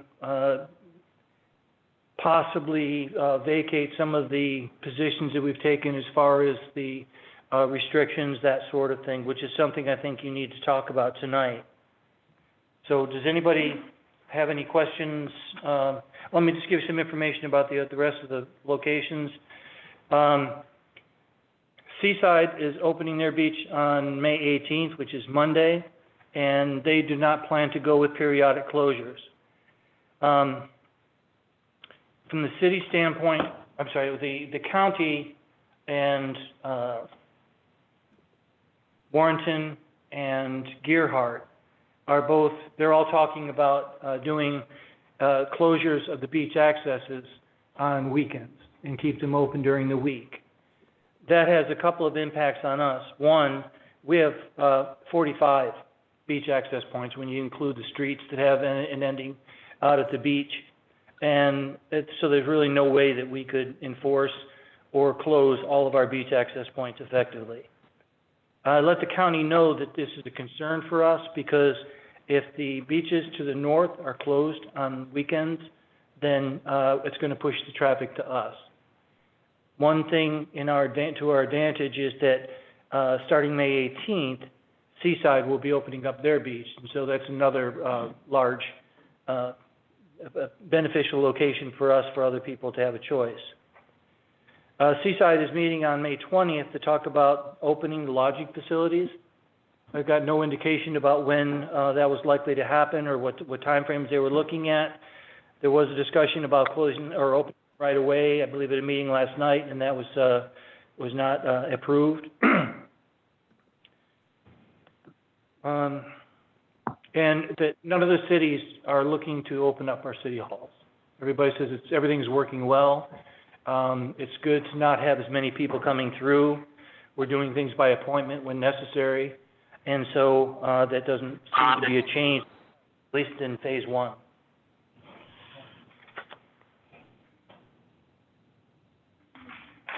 And then just a couple things we can take up later. We've had some restaurants asking if they can use some of their outdoor parking to put picnic tables or whatever outside to try to make up for some of what they would lose by reducing the occupancy of the restaurants. One thing that we're finding, and I don't know if it's all the way through the city, but when people are talking about operating at 50% capacity, then you would think that if they have a rating of 50 people, that would be 25. In an awful lot of our locations, we don't have the 50. We don't have a number that says this is how many people you can have. So in all reality, we would be relying on people to just deal with the distance, social distancing. So I tried to give you an idea what some of the issues are and what it would look like if on May 15th, you know, we have to go ahead and moving forward. And also, again, if you want to, we have restrictions and ordinances and other things in place that will come into play when we're talking about these things. For example, if we were to keep, and I'm not advocating anything, but if we were to keep the no visitor ban in place, that would make a difference on what the city would look like on May 15th. So we have to make decisions on what we plan on doing with that type of restriction we have in place. there any questions? Well, I guess in theory, as long as the governor's non-essential travel ban is in place, then there would not be a demand for hotel space. I mean, that seems logical to me. And my understanding in looking at these phases, that non-essential travel would be listed or lifted with phase 2, at which point I would think we would certainly remove our no visitor ban or restriction of hotels. So seemingly we're really talking about, is there something between May 15th or whenever the restaurants open and when phase 2 begins? And that's essentially a 21-day period. Is there some reason to try to accelerate that? I understand the hotel's perspective, but as soon as you remove the no visitor, then you've got the issue of the day trippers, which don't add the same value that the hotels do. Right. And I think we've given this a lot of thought with the May 15th and then the travel ban still being in place. We didn't come down on the overly confident side that people would abide by it. So it's going to be, if anybody comes, it's kind of they come. And because we really don't have any way to enforce the governor's ban. We can enforce ours, but not necessarily the governor's. Another thing, to consider is that if a lot of people come, and I know this position won't be popular, but if a lot of people are coming, so we're already getting the traffic from the day trippers, does it make sense to say to the hotels, we're not going to let you open early? Because we already have the problem, and then the city would have a financial stake in that, as would the hotel people. And so it's me, I have trouble with the I stand face to face with Patrick Nofield trying to explain, no, you can't, but have 1,000 people walking by us while we're having a conversation. So that's something you might give some consideration to. But I will say that last I heard, Astoria was looking to go to phase 3, but they don't have the reliance and the number of people that we have, coming from a tourist standpoint. Bruce, could I clarify one point? Sure. Yeah, so you mentioned that the city can't enforce the governor's ban.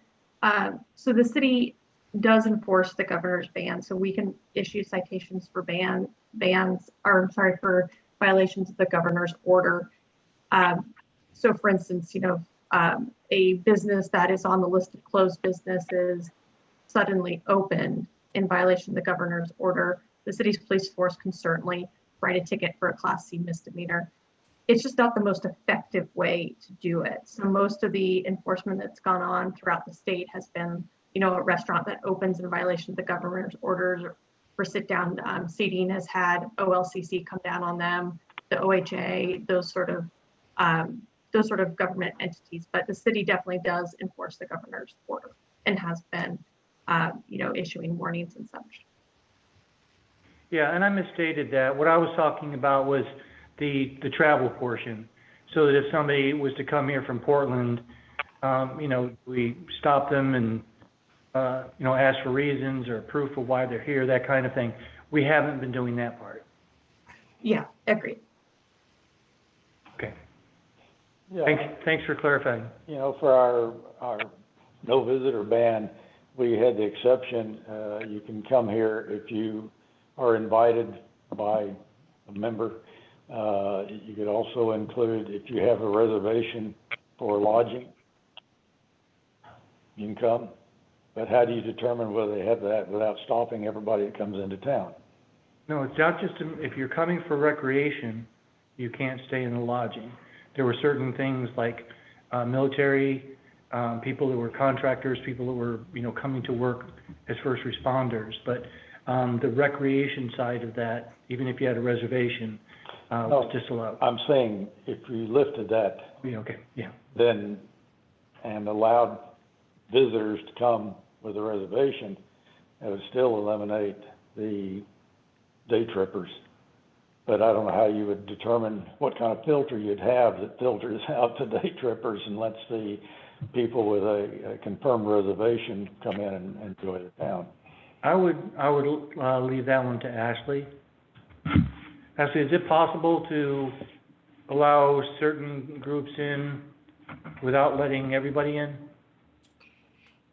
Yeah, I mean, it's very difficult. You know, one of the things that I took a look at throughout this process is, you know, whether or not the city could have some sort of checkpoint. And under Oregon law, it's extremely difficult to be able to do that. And with the penalty of, you know, a Class C misdemeanor, it's, you know, would be a checkpoint under criminal law, not administrative, which, you know, makes a difference on the legal side. So the short answer to the question is that it would be extremely difficult to enforce.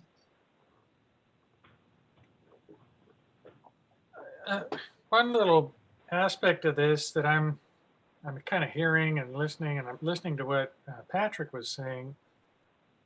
I'm just saying, if we were to open earlier than the June 1st or June 6th, whatever the timing works out, but if we were to say to the hotels that, yes, you can start opening, my sense of it would be that we're trusting most of the travelers to follow the rules, but there will be a bunch that don't. So yes, it will be an increase of people coming. They will be coming in violation of the spirit of the travel ban. But it will be different on the 6th. If we were to say open on the 6th and everybody gets to come and everybody's going to come and we're going to get absolutely slammed. So there's a difference between a few now to a whole lot to a massive amount. My sense is if we were to ease it in, it gives the hotels a chance to work out the kinks, and we'll have some, some distance there within that 21-day period to let the hotels try and sort out what they do. Some of them may not open just because it's not going to be worth it. I know a lot of the shops I've talked to saying they might not open because they don't want to work with the danger. Those that do will, when we allow it. So I'm on the side of trusting folks a little better. I think Oregonians are understanding what the travel ban is about. There are definitely those that don't. I know in my shop, I've got one of the places that if I open, I haven't decided how I'm going to open yet. I've been putting in place my stuff, my protections, but I will not allow anybody in the gallery without a mask. And if I get one of those belligerent people that thinks that's unconstitutional, this is private property. And they ain't coming in. And so, I don't know. This is a toss-up. So the other issue that I wanted to broach is the parking lot use. I read through Jeff's kind of analysis of parking and square footage and all that kind of stuff. And the one thing that wasn't quite in there was the idea that if they're only opening to a 50% occupancy, we should not be counting their total current occupancy. We should only be counting the fact that they get 50%. So the parking aspect of it would also be 50%. So yeah, in my mind, yes, they could have a few spaces. I don't believe the weather's going to cooperate, so eating outdoors may just be really helpful in a nice weekend like last weekend was. I did talk to somebody in town that had an interesting idea that maybe we could add to the mix, was to close Hemlock between 1st and 3rd just on a Saturday, just so you had that ability for social distancing and foot traffic downtown. I thought that was a pretty clever way to do it. So, more discussion. Anybody else? I have a question for Patrick. have you do you have a contingency plan for what happens if an employee comes down with the virus? Excuse me, Nancy. The question was, do we have a contingency plan if an employee comes down with a virus? Yeah, the employee came down with the virus, Bornstein Foods, and they had to close. What would be your action if an employee came down with the virus? Well, hopefully, I'm knocking on wood, that doesn't happen. Yeah.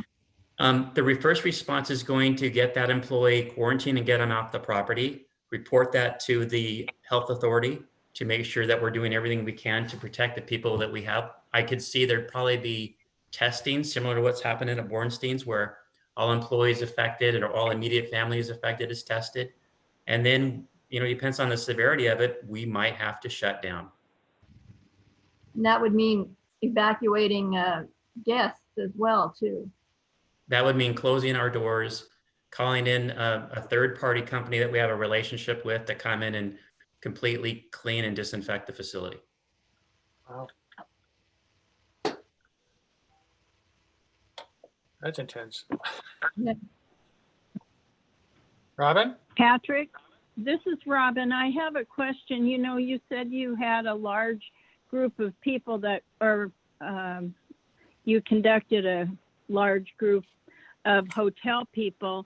Were the property managers also included, and were short-term rental owners included? This one was specifically hotel owners and property managers representing, I'll name a few, Tolovana Inn, Nicola Creek Lodge, the Waves Properties, Land's End, Stephanie Inn, of course, Surf Sand. Hallmark was there.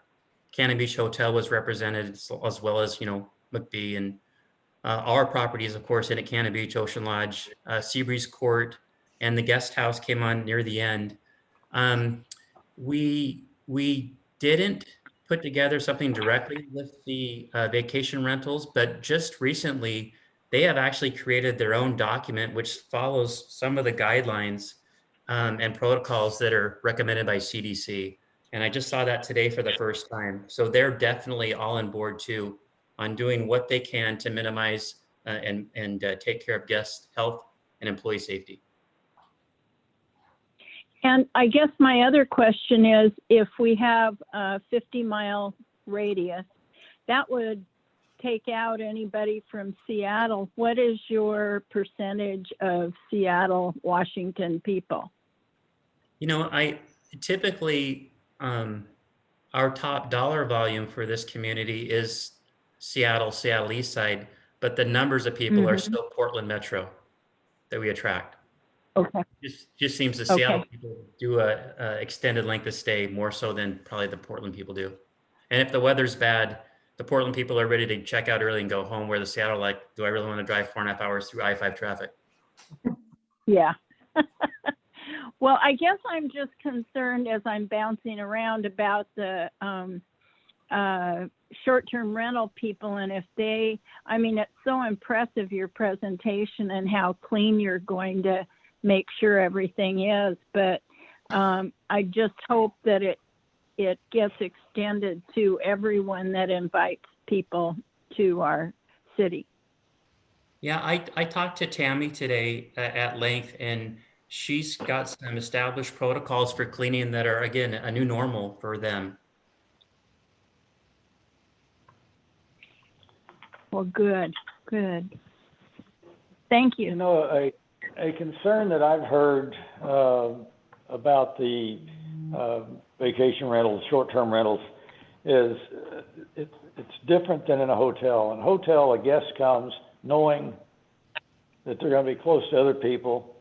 They know they're going to be in the hallway with other people. They know your protocols, and they've made that decision to be housed next to other people. When they come and rent a house, they don't feel, and then there's that daily reminder. As you walk down the hall, you go past the lobby, there's all these reminders to wash your hands and sanitize, and people are wearing masks. When you go to a rental home in the neighborhood, I'm not sure that that same feeling will be there. It's just like they're going to their home and will forget all those things. I know that they can be cleaned before and after, but the neighbors next door have to stay there, whether there's somebody paying attention, wearing a mask. And I think I know there's a concern by some people that they don't know who's coming in and how well they're adhering to the various guidelines. And if they aren't, what can they do about it? So there is a difference, and I don't know how to address that difference. I am impressed with the presentation that you made and representing the other hotels. Perhaps we could get the property managers to give us some assurance that, you know, our neighbors and our citizens will be protected as these vacation rentals start to open.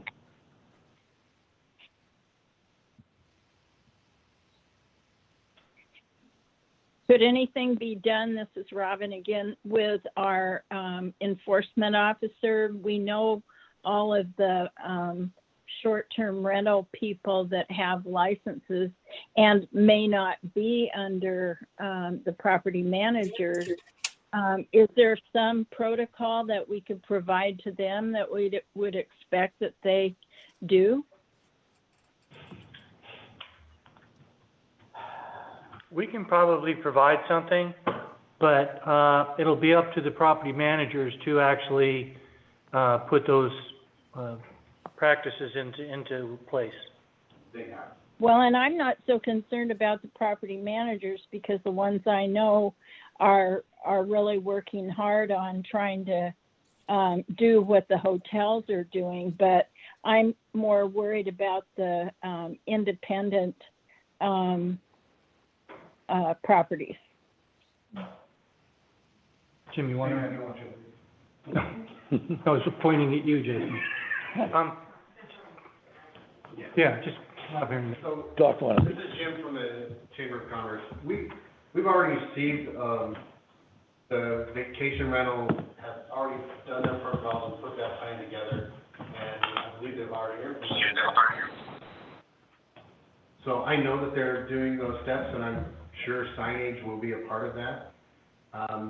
And yeah, they're different than a hotel, clearly. They're also more isolated than a hotel, so it's probably gonna be a more attractive, destination for families, certainly, because they can self-isolate in a home in a wonderful location.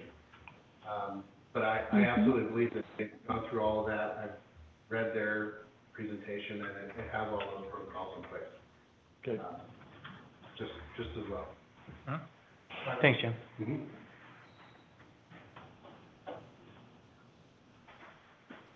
Any other questions or direction?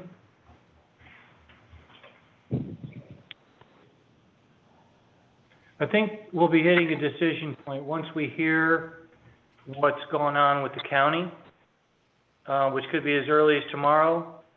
If it's they give permission to go to phase 1, then we'll have like a day to respond. So I think that we need, from the staff standpoint, is there anything that you want to change? Or do you want to try to do it? Well, you have a meeting tomorrow for budget and on Friday for budget. Friday will be too late for that day. But from an enforcement standpoint, we are looking at having the no visitor provision still in place. And I don't know what other, Ashley, is there anything else that might come into conflict if the county is able to open on May 15th, or at least for phase 1? Well, we'll need to constantly reevaluate, whether or not there's a need for our visitor evacuation order, which we have talked about before. So the council need to take a look at that time, and make a determination. And I think the facts do change when, we have a county and a state and an Oregon Health Authority determination that, certain activities are opening up. So we'll have to reevaluate, what our information is at that time. I guess I don't see a need to rescind our evacuation order or no visitor order at this point. I was encouraged when I heard that the 5 cities in this county were all going to coordinate their opening plans, and yet it seems already that's starting to break down. I think I would feel better if we still tried to coordinate our different levels of opening with the other cities in the county and not necessarily just go off on our own. So I'd rather see what comes down with the phase 1 approval. We may not get it approved, I'm assuming we will. And then have that meeting again, Sam and Bruce, with the other 4 cities and the county that are involved here, and try to coordinate that opening so that we don't end up being the only beach on the North Coast that's open. That we're doing something different that's a greater draw than the other areas, or that we are not doing something that the others are, so that we're losing the economic benefit of whatever opening might occur. So I guess I'd just like to see us hold off until we know when we go into phase 1, and have that coordination with the county and the other 4 cities. We may not get a full agreement, but at least know what they're doing, and then come back with a special meeting for the council to make a decision whether we lift that ban or not. I think, well, what I'm seeing when the managers have our conversations is there's like 2 parts of Clatsop County. 3 communities to the north, they can close their beach accesses, and they've closed the beach effectively. Seaside doesn't have that ability, and neither do we. The ones that are further north don't have the same, without having the people come down, don't have the same pressure as what we would likely face, because our beaches will be open. And then ones to the north are not as impacted, their businesses are not as impacted if the hotels aren't open as what our city is. So I think you're gonna see that split because of the way that it's set up, and I can tell you, this weekend we're gonna see it, because Seaside Beach will still be closed. And then the beach accesses, as of today, they were talking about beach accesses for Gearhart, Warrenton, and there's no beach accesses for Astoria, but we're gonna be the only beach that's open. Are you And then proposing, Bruce, are you proposing that we close the beach this weekend? No, not at this point, I'm not. I'm just talking about what the reality is when you look at the difference in the types, the housing types and things, business types between the north end and the south. And because it's easier for them to close off, and because Seaside said, well, we'll open the beach on the 18th, that leaves us open. Well, can't we get more aggressive on the visitors that are here that are not residents and not staying in a hotel? Of course, they wouldn't be open yet anyway. And just have a no visitor ban and evacuation order, and do what we were doing before we closed the beach last weekend, issuing citations and asking people to leave. Well, Jason, can you address that? We didn't issue any citations, did we? 0. Yeah, we just. Nobody in the county has issued any citations. So we've been talking to people, we've been putting notes on their cars, saying, you're not supposed to be traveling, that kind of thing. But I think we really get into a dicey place to stop a car and start asking questions about why are they here and sending them home, or you can't come into the city. That's like a whole nother level. What you're hoping is that people, because of the travel restrictions that the governor's put on, they won't come here. But once they do, it is hard to take an action just based on, we want you to go home. How effective do you think the warnings were, Jason, when you put it on their windshield or in their car when it's last month? I think it's been a good mix, but, this weekend, I mean, even when we closed the beaches, we had more traffic in town based on our traffic counter, with vehicles, even though we had asked 811 people to exit the beach. So I don't think the deterrence of closing the beach kept them away. Yeah, what was it, about 20% increase? Yeah. Yeah, the traffic counter that we had out, there was a 20% increase over the previous week. Weekends. Yeah, on weekend to weekend. Even with the beach closed, it went up 20% in traffic.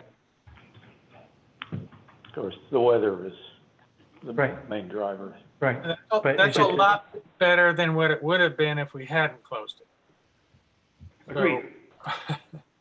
Yeah, we're off, we're not off topic, but we're off the bent of our closure for the visitors is that it's closing the town. The sense of it is closing the town. The perception is.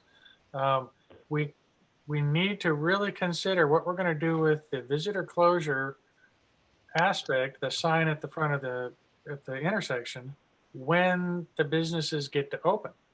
So if the 15th, this is a big if the 15th is put in place for the phase one, that means businesses get to start to open.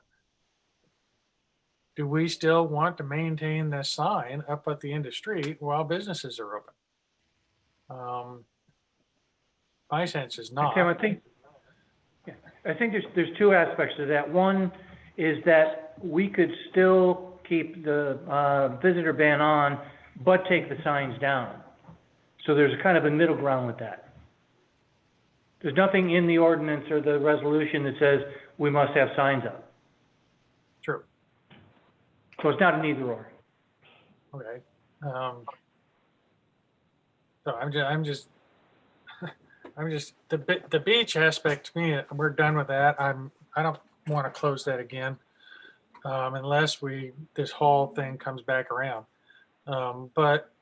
And I think the weather's going to cooperate with this for a couple of weekends. But the sense of when phase one gets to kick into place is what we talked about as the mayors as the key moment when businesses get to open. So, and that's all of the ones that are within the governor's list of businesses. Our restriction on the hotels is our restriction on the hotels. And that's the one we're going to have to really get into and discuss after phase one kicks in. What do we do with the hotels at that point in relationship to the travel ban?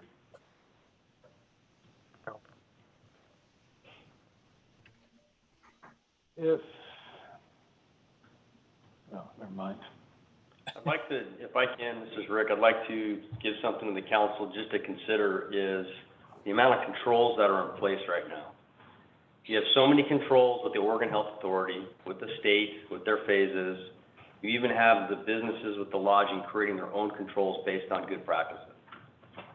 There's so many controls and so many layers with this process of reopening. It's a whole different story than it was a month ago.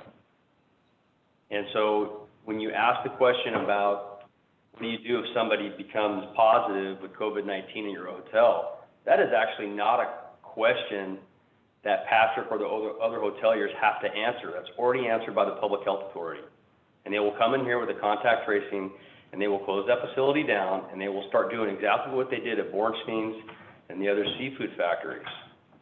And so there's a huge layer and a large machine that is hard to see unless you're diving into it, that is really behind the support of moving this pandemic into a forward motion and start unquarantining a healthy population.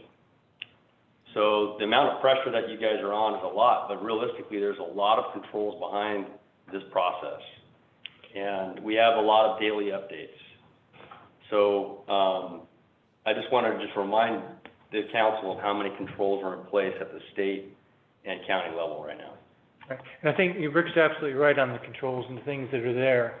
I think what we have to wrestle with, and that I honestly have trouble resolving in my head, is that if there is, on May 15th, if we can open businesses, then is there a no visitor ban? Because it implies that people will be able to come here and go to the businesses. And if there is a travel restrictions from the governor's level, does it make sense that we would be opening businesses? And I'm not advocating not opening businesses, just saying that there's such a conflict that it's kind of like, wink, wink, we're closed. We're no visitors, but you can come to our businesses. So, I have trouble and I think that where the issue that y'all are wrestling with is that there are things in place that if something was to happen, but what about the people that are likely to come here that, maybe have, be a contagion that our folks would not have been, or other people that are coming here would not have been exposed to had we not had them here. So I think there's the prevention side, but I think that you've convinced me that our reaction side is very strong. And that's where all the face coverings and the social distancing and the partial occupancies of all the businesses and the cities themselves, that's really the key. When you have a healthy population that might move into a vulnerable state, the fact that we're going to have to be wearing face masks for the rest of the year in 2020 is a reality. The fact that we might have social distancing and no sporting events for the rest of the year is a reality. These are all the controls that are in place. So when the restaurants have the 6-foot distancing and the retailers have to have the same thing in place, those are all the positive things that are our new culture for the rest of the year. And the process that we went through starting from January, in this country, we were not ready for a pandemic. The hospitals were not ready, the public education was not ready. And so what did this country march forward over the next 8 weeks? And they shut the country down. And then for the next 8 weeks, we've been in quarantine until essentially the controls have been in place to start lifting those quarantines. And we're right on the edge of that. And we're in a very good position as long as people keep respecting the social distancing and the face coverings and the hand washings that are going to come with our normal life in the near future. Whether we open up now or in 6 weeks, it doesn't matter. The visitors are coming to visit us. But I would argue that if we're able to keep people out for 6 weeks, the situation might be much better as far as their health when they're coming here. If you have an outbreak in a hotel, you can do the testing and the tracking, which you know who was in that room, you know how to reach them. If they've had a short-term rental, again, the same information. If they've been in a restaurant even, you have a good chance of knowing because of credit cards. But when they just come and wander around town, touching everything and leaving, you don't know who it was. And I don't know how you deal with that. Maybe when they get back wherever they came from and have a fever, then the health authority there will say, where have you been? As all over town. So that's the part that I don't think is well covered. I think all the stores can operate safely. Restaurants, I think, can operate safely. The hotels certainly can. The wandering tourist. And that's that respect part of people aren't respecting the ban or the severity of what we're dealing with. And it caused us to close the beaches last weekend. And that is unfortunate. And I'm hoping that doesn't happen either. Another aspect of reopening, when we open the businesses and take the sign down, we are literally opening for those folks within the 50 miles, within Clatsop County, so that they can come down and do a little bit of business. It's not every day that you're going to have 5,000 people from Portland. You're going to get folks from Hamlet Route and Manzanita and, Astoria coming down just because they've been locked up for a while also. So that's the part of the business that I know some of the businesses need right now. And I also know that a few businesses are going to open up. I don't know this for sure, but I've heard from a couple folks that open up during the weekdays, and they might close down for the weekends when it gets too crazy. Different take on it. So I agree with Sam that if we open the hotels and the businesses, then we need to take the sign down that says no visitors. I mean, that's a real conflict, I think. The tougher problem is gonna be if everybody's coming and all the businesses are open, but the hotels aren't allowed to. I kind of struggle with that one. That's my problem. Like, Yeah. the conditions we're trying to avoid are here. Yeah. Yeah. Yeah, and they're, whether they're imposed on us or not, it's still coming.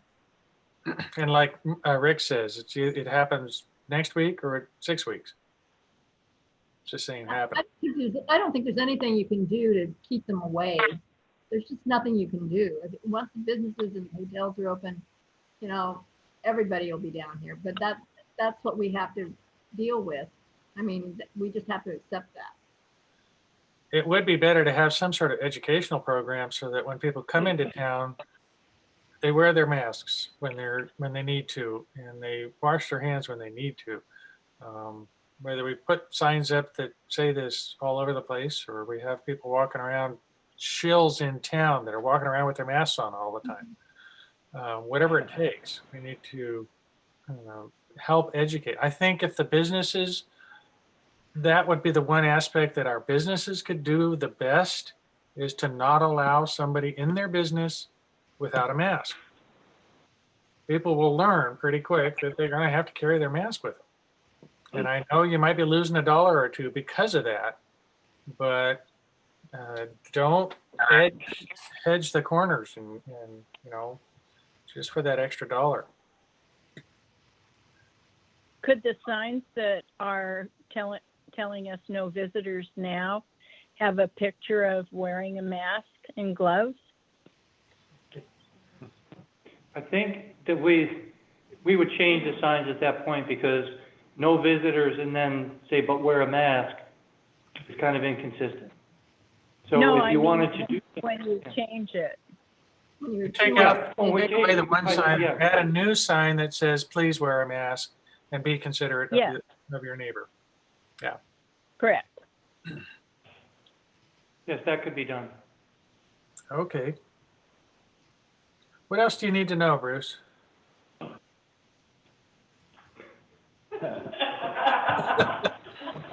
Well, I got nothing so far. What is your question? I'm sorry? What is your question? Succinctly. Well, no, that's two different things, Nancy. We've got people coming, but there's a good chance, and I don't know for sure, but we have a good chance that people will be coming. But yet we have a no visitor requirement. So does it make sense to continue with the no visitor requirement, including the signs, when we're opening up so people can come here? Now, my take in ROP is if we go into phase 1, we lift the sign, because we're going to open businesses. Mm-hmm. I like an idea of a new sign, if we can state something nicely, not just there, maybe in one other signs in town. Maybe make some sandwich boards to put them around or something. But I want, I think that if the phase 1 goes into effect for Clatsop County, we follow it. Then we have our discussion about the hotels. Okay, and Sam, that's clear what you're saying. So if we're going to take the signs down, does that mean we're also going to rescind the resolution? The resolution, that resolution is pretty specific. So yeah, I would say back that out. We can always put it back on if we have to, but that one makes no sense without notification that we're closed. So it just seems like keeping it neat to get rid of it. The hotel one is the one that seems difficult for me.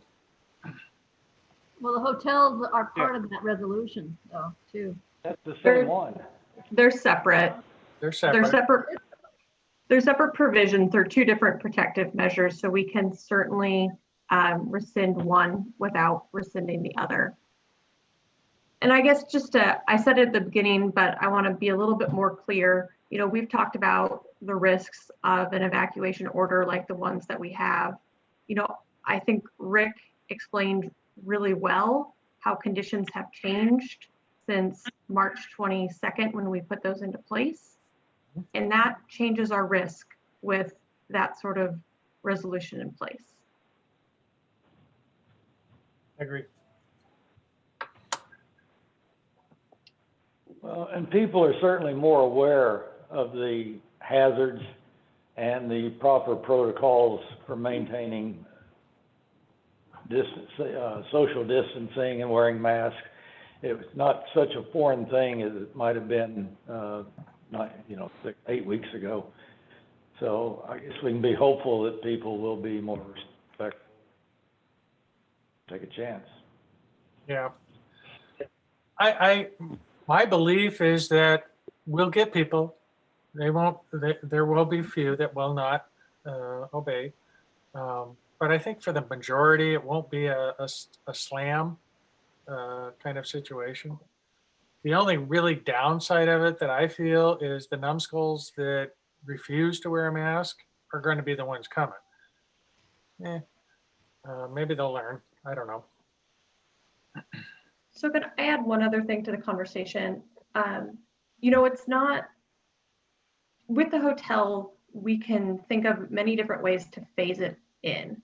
So the county has a really nice plan where, at the first phase, a certain percentage of the hotel rooms can be rented at any time. And then, they phase into the entire hotel can be rented. With the visitor one, it is more difficult to have a staggered approach because we talked about we can't set up roadblocks and ask everybody, to show us the reservation or something like that. But Councilor Benefield said something I thought was really interesting earlier, that his concern was more visitors walking through town and touching things. We could do something less prohibited that still addresses some of those concerns. So I was trying to think of the things that people are touching that are of concern. Is it railings? Is it pieces of art? Like, what is being touched?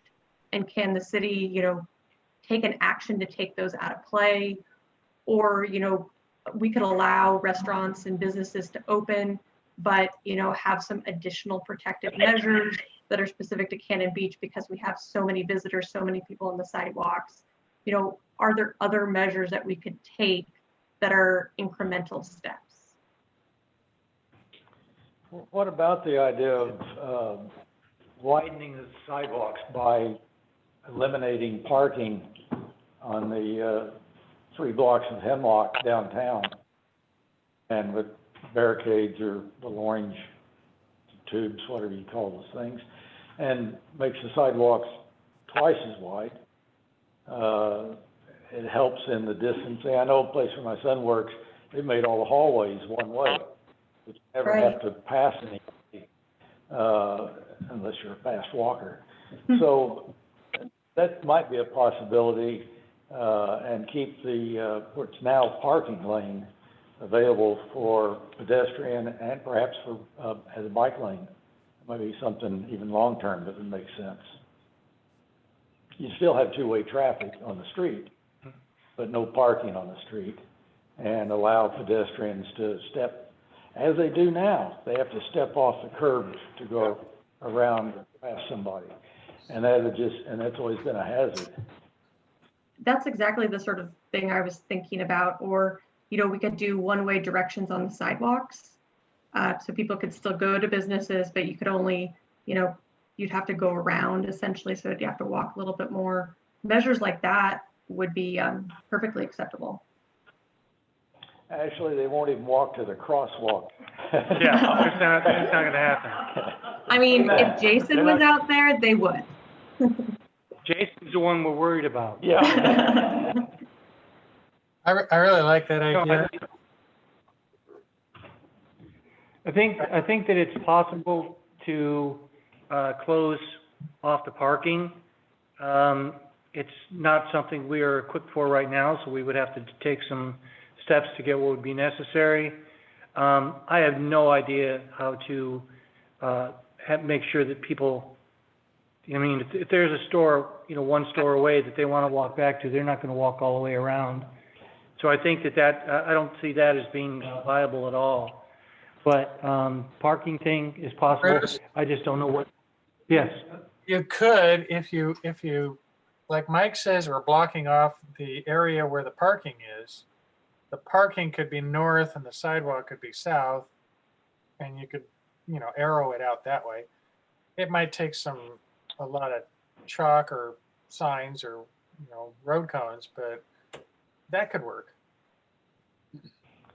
Well, let's wait and see how heavy the traffic. The problem with you guys making more rules is that you honestly have one officer on the day, and the phone's gonna be blowing up every time somebody violates where they're supposed to be walking along with all the other rules, and they just can't be enforced. Did everybody hear that? Yeah. Yeah. I mean, some of it is social pressure too. You know, like in Portland here, you know, when you go over the bridges, there's directions on traffic about, you know, which side you should be walking on. And, you know, people pretty much adhere to that. So, and, you know, again, I don't know if we need to use the police force, but I think there's enough social pressure around some of these issues that people would comply. Yeah. You know, just having enough width for the sidewalk by moving the parking, people will tend to walk to the right. It's very natural. In hallways and plazas, everywhere else, where there's people going both ways, in this country, you tend to walk to the right. So Yeah. I think a lot of that will take care of itself if we just had more space to allow it to happen. Just realize on Friday, the 15th, if we get to phase 1, phase 2, they're gonna lift the travel ban, so you have a 21-day challenge. Mhm.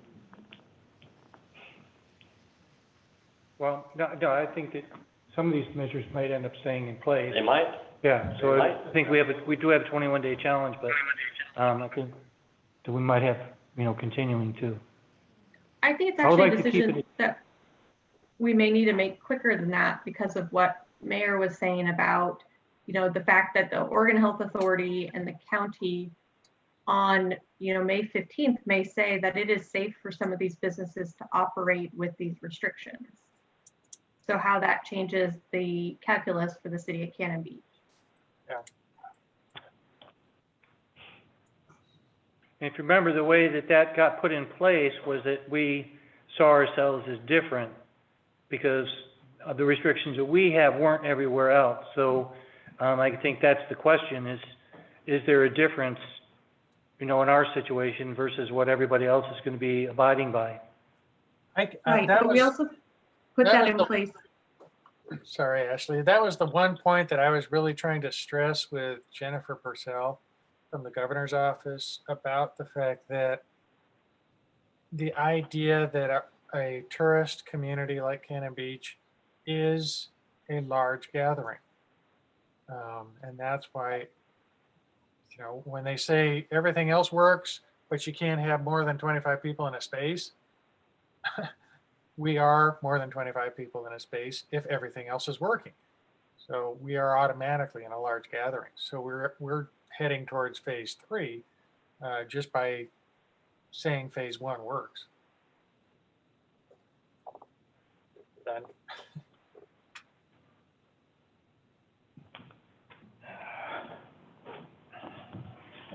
So where are we? We're going in circles. Well, we're just talking about it. We need to wait for tomorrow. Hopefully, the governor will say yes or no to Clatsop County. Clatsop County will then do what they need to do to tell us whether we will go or not. Do we need to get together and make these announcements, or is this something that staff can do as a administrative process? So rescinding the resolution is a council decision. Okay. Or rescinding any of these protective measures. Okay, so we might have to have a special meeting. Well, we have a meeting tomorrow and a meeting on Friday. would it make sense to get a poll of the council about where they stand now? Yeah, Sure. Sure. so who wants to start? I've said my piece.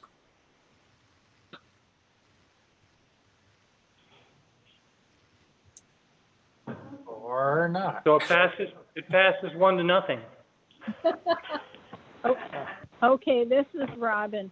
I am concerned that Seaside is not in sync right now with the county plan. And because of that, I would like to see what we're going to find out in the next day or so about our timing. It may end up being similar just because we may not get the information we're expecting to get. So I'm hoping we would have another meeting so that we could adjust to what the outcome will be. Okay, Yeah, I think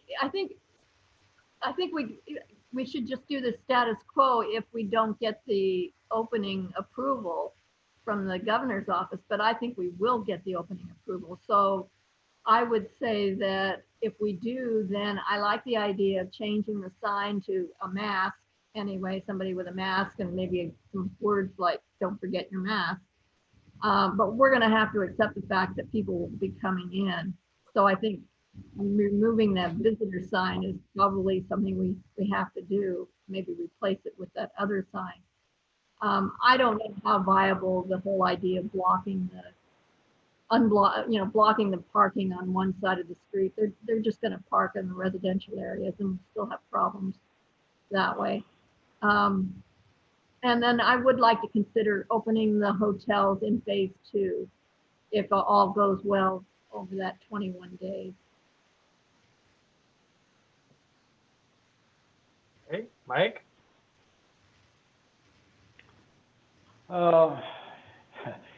Yeah, I agree with phase 1, with us going to phase 1, businesses being open with certain guidelines.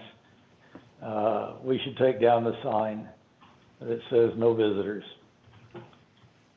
I think we could hold off on changing our resolutions right away, see how the public reacts to the, in other words, how many of them do come and how crowded it does get, and see if we then have to do something other than just rescind the closure. I'm willing to wait and see what really happens after the sign comes down, and then decide what to do with our various resolutions. And as far as the hotels go, clearly they should be opening with phase 2. I think we need a bit of discussion and some experience after opening phase 1 to see whether we need to move that up. Okay. Brandon, you have anything to add? Yes, I'm in support of, if the county lifts the travel ban and the state as well, to take down the signs, and like Nancy said, after a 21-day period, if it's feasible and advisable, to let the hotels open again. What Rick has said has given me, I'm not so much sure if the word is hope, but it's reassuring. Reassuring Rick. Good. It's a new nickname, Rick. I do have a question of Bruce. You mentioned that Seaside's meeting last night. Yes. And they had agreed as a council not to open the town and businesses and hotels early. Am I mischaracterizing that? Not quite.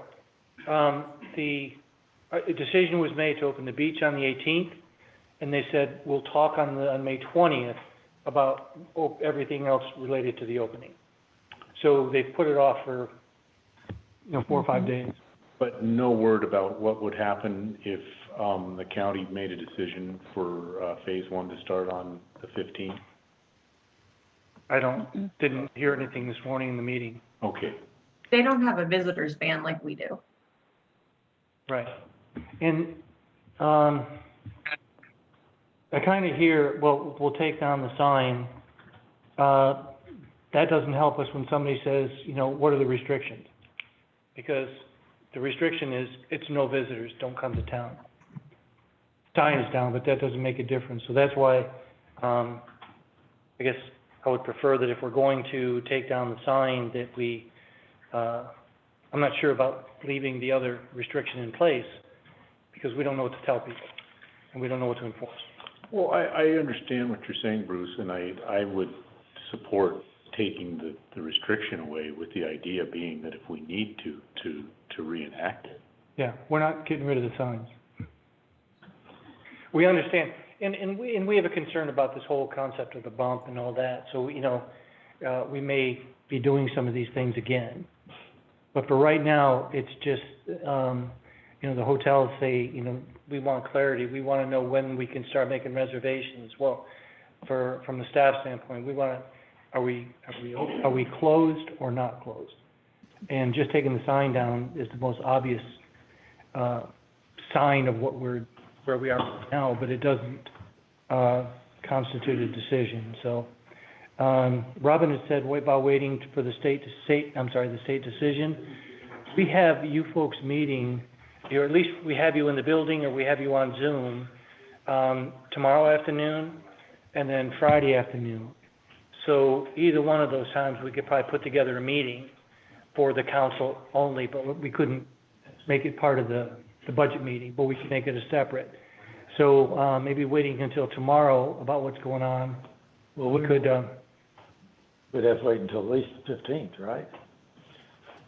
Before we could do anything, but as far as knowing what's going to happen at the state level, whether or not we're going to, be closed to visitors or not. If we find that out. Yeah, well, that'll give us some certainty on that particular thing, which we don't have now. Yeah. Hopefully tomorrow afternoon, while we're at the budget meeting, we'll get some information from the county, and we could, because the council will be there, we could then decide whether we want to have a meeting on Friday, just before or just after the budget meeting. How's that? We need to notice it, though. We need to notice it. Yeah, but we would still have 24 hours. Yeah. I'm sorry, Colleen? Well, you couldn't notice it, with 24 hours for tomorrow, but you could for Friday. Right. Right, exactly. Tomorrow So is a budget meeting. Yeah. Tomorrow is a budget meeting, and we can just ask the council if they want to meet on Friday, because of what we've just heard, hopefully. And then we'll have time to notice it. Okay. Just a point of clarification, the restaurants and other businesses, besides lodging, are opening Friday in Seaside if the county gets the plan approved. It's the beach and parks and waterways that open 6 a.m. Monday. Mhm. But they're gonna talk about lodging on the 20th. Right. Okay, thanks. Thank you, Jason. And 32 out of 36 counties in the state have already submitted their applications. Mhm. So we should be knowing very soon, in the next 2 days, whether or not they're accepting applications and who they are. Rick, the 4 that did not, are they not qualified, or did they just choose not to apply? They just haven't done it as of today, and the 4 counties that have not applied as of today was Lincoln County, Multnomah, Washington, and Clackamas. Everybody else has applied. Okay. I would anticipate them applying by tomorrow. My understanding was that one of them, and I couldn't, whether it was Clackamas or Multnomah, didn't qualify. But that was just my understanding. Because of the contact tracing. Yeah. Anyhow, Rick knows we're keeping track of that better than I am. Okay, so Now, are we at a place where we can move on, or do we still need some questions answered? I think that the, finding out what's going on tomorrow, making a decision if we have a meeting on Friday before or after budget, that works. Okay. Everybody good? Yeah. Okay, I will step away because the next topic is about the grant. Mike, if you want to take over the leadership on that, and I'll be back at the good of the order. All right.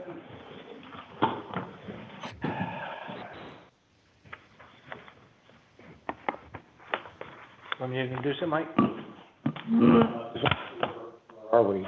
Just so many things here. Business Relief Committee grant recommendations. Is that the applications for council review? Yes. Okay. Okay, we're going to enter the business relief grant portion of this meeting. I know that staff has put together a presentation, or a lot of charts based on the committee's recommendations. And I think maybe just to turn it over to the committee spokesman. Is that Carolyn? I'd like to say a few things before. The committee did an amazing job. This is a very hard job. And working with staff, that being Rusty and Kelly, we're able to put together a really good process. And if you review all this material, I was extremely impressed that they were able to go ahead and pull this together. So I want to thank all of them. And with that, I'll turn it over to Carolyn Probst, who is the chair of the committee. Thank you, Bruce. Just to start it out, I just wanted to give you a summary of the applications we did receive. I know there was some discussion last Friday about the number. Actually, 90 applications came in, but a couple of them were duplicates, and 2 of them were submitted prior to the grant window opening. Those 2 people did resubmit. So the number that we considered was 84. So we had 84 applications with a range of asks between $400 and $62,024. So it was a very large range of asks. The total ask was $1,150,017. So the ask was $848,000 over the amount of funding that we actually had to distribute between to the applicants. The majority, well, I won't say the majority, we had quite a few asks at 10K. There was 18 of those, and then there was 29 that was asked below 10K and 37 above 10K. That's just to give you a big picture of what the range and volume of asks that we've had.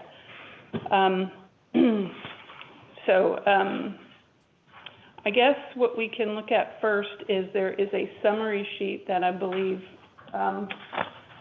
was in your package that has the final recommendation from the committee for, it's the one that looks like this, that has the recommendations for each of the applicants.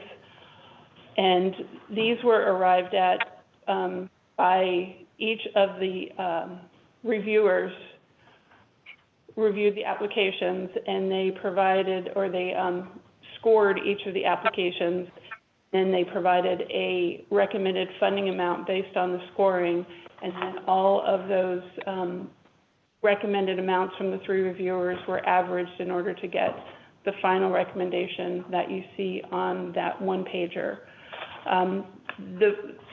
The first step that we took was to look at the eligibility of each of the applicants. And if you'll remember from the discussions before the applications came in, we were looking for brick and mortar establishments that could demonstrate they had a substantial purpose of tourism in our community. I'm going to stop right there if anyone has any questions. It's kind of a background of where we started and how we got to the papers that are in front of you right now. We have the summary of the recommendation for the grants for each of the applicants. I had a few that I wanted to point out to you. Number 65 on the summary one, again, that's the one that just has the columns that have the white and the yellow on it. And they're numbered sequentially. So number 65, you'll see there is a recommendation of 0 on that one. This was a business that is based in Warrenton and it's out of a home. So that one did not fit the definition for eligibility, and all of the reviewers agreed on that one. That's why you see that one that has a recommended funding amount of 0. The third piece of materials that were provided in your package was one that has, it's got just 3 or 4 columns on it that has 3 different businesses on it. These were the ones that, from an eligibility perspective, there was questions with the committee in terms of whether these applicants fit the definition of eligibility per the application requirements. We have resolved the first column, which is applicant number 9. The issue with that one was determining if they had a valid business license, and staff today confirmed that there is a business license for that applicant, so there's not an issue there. The other 2 on here are ones that we need council to make a decision whether they feel that these 2 businesses fit the requirements for the application for eligibility.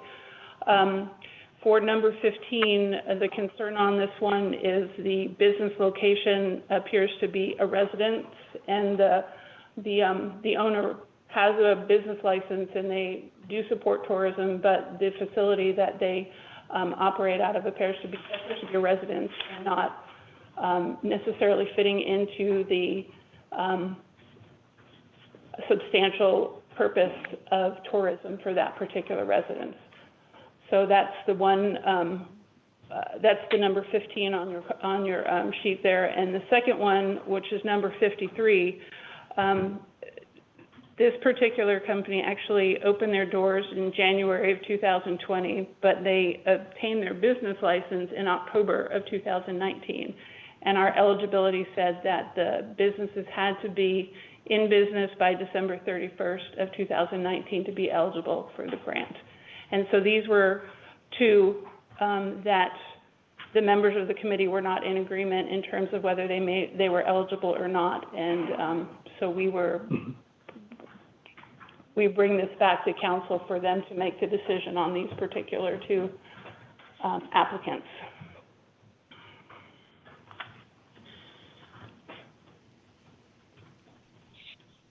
Oh, I don't know. I'll speak up.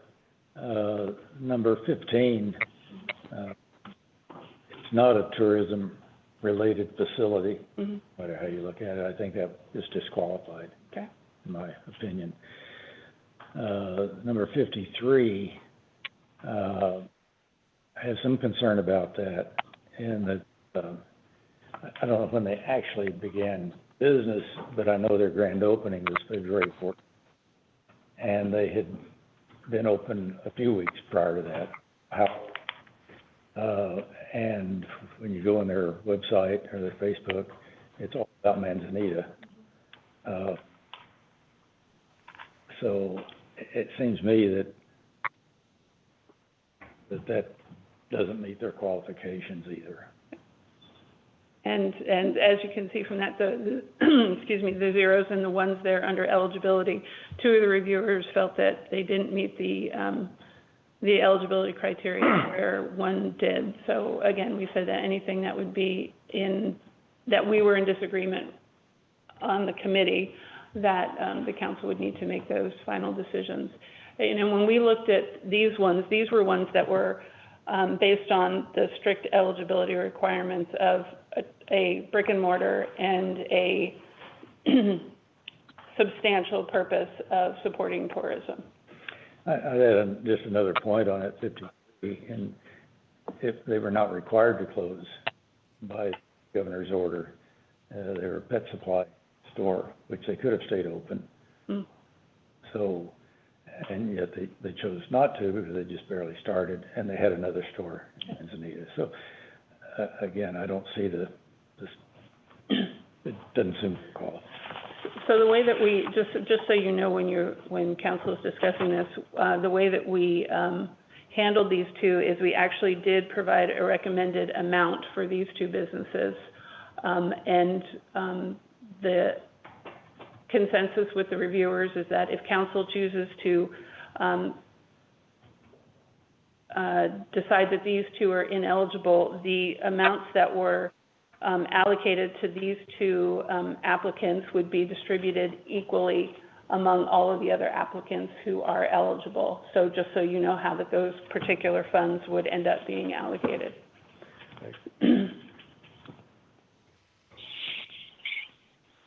Carolyn? Yes, sir. Were there any other businesses that had home occupation? The one that, no, accepted?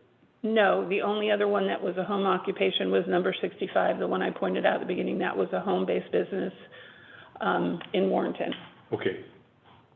Because we had stated at the beginning Right. that this was going to be a criteria, correct? Right. That is correct.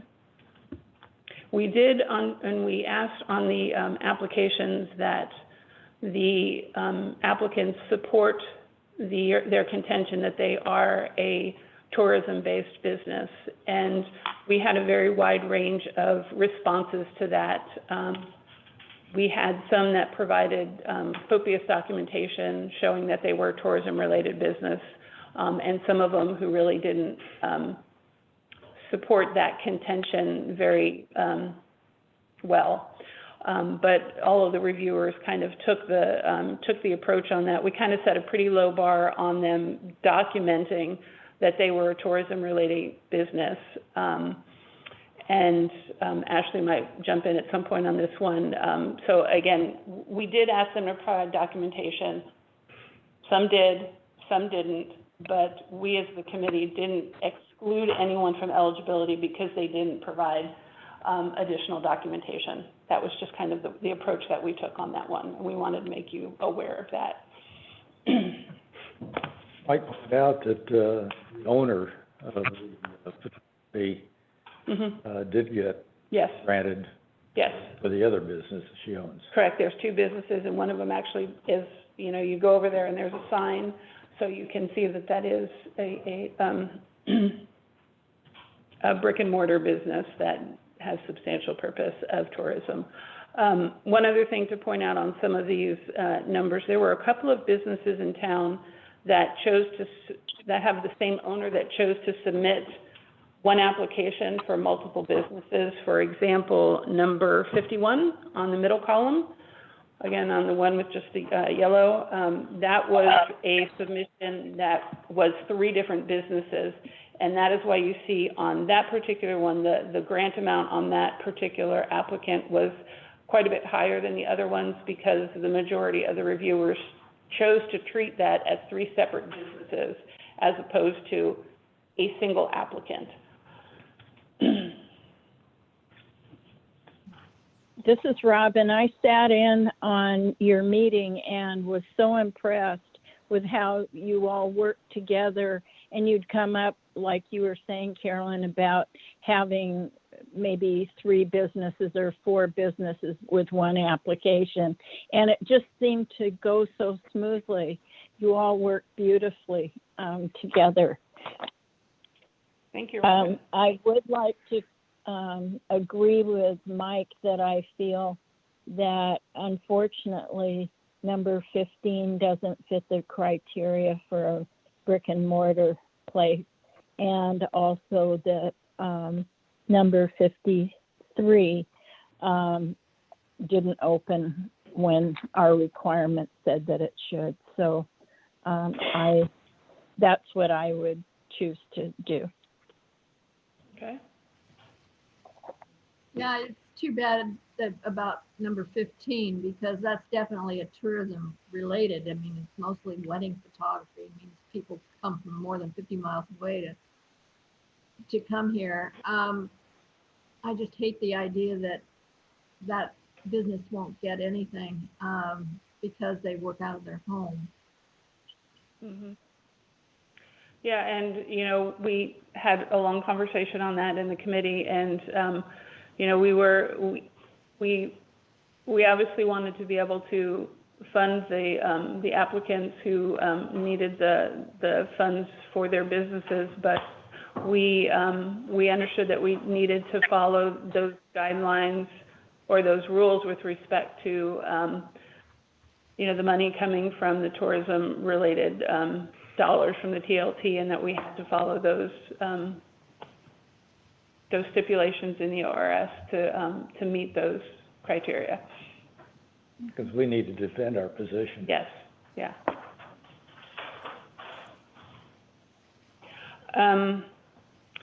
So is that a consensus, or with respect to number 15 and 53, in terms of those two should be excluded from being granted funds? I'm afraid it's not.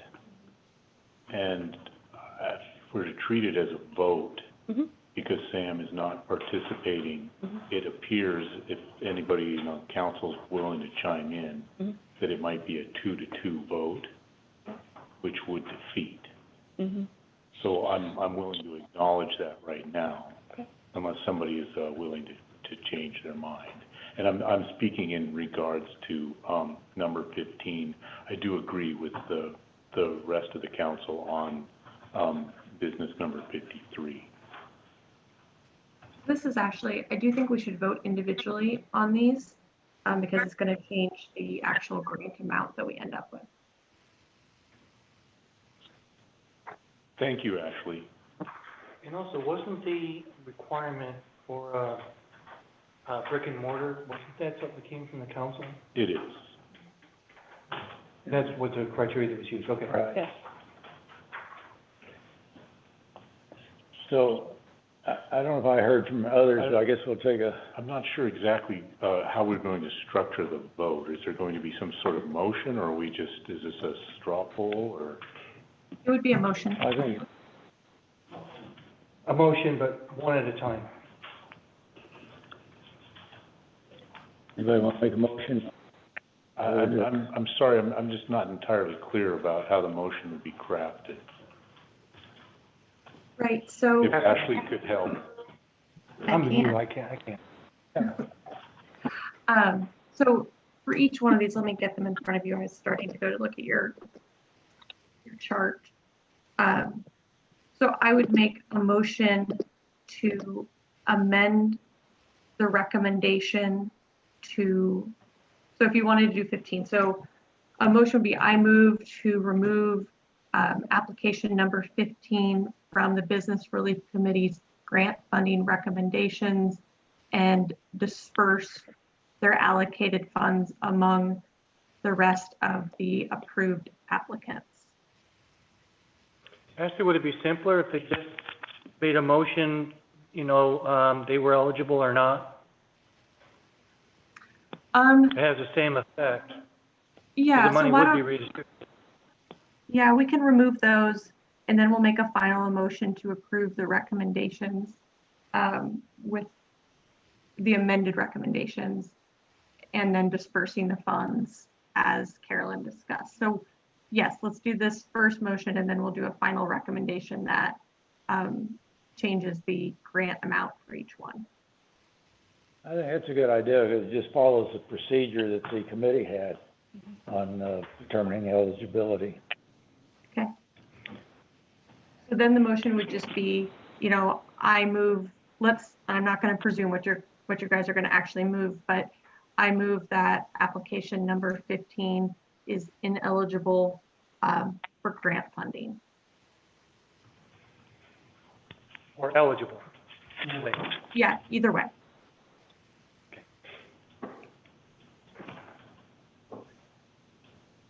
Well, I guess, want me to make the motion? Sure, Mike. I move that the recommendation for item number 15 be removed from eligibility on the basis that did not meet our criteria, or the council's criteria. Second. That You, Robin, right, to you, Robin? Yes. And then we'd have a roll call vote. Councilor McCarthy? Yes. Council President Benefield? Yes. Councilor Risley? Yes. Councilor Ogilvy? No. Okay, then the motion passes. Can I get a motion for number 53? I move that, business number 53 be, marked as ineligible. I'll second it. Okay. Council President Benefield? Yes. Councilor Risley? Yes. Councilor Ogilvy? Yes. Councilor McCarthy? Yes. Okay. And so we don't need to do anything on 9? No. There, okay.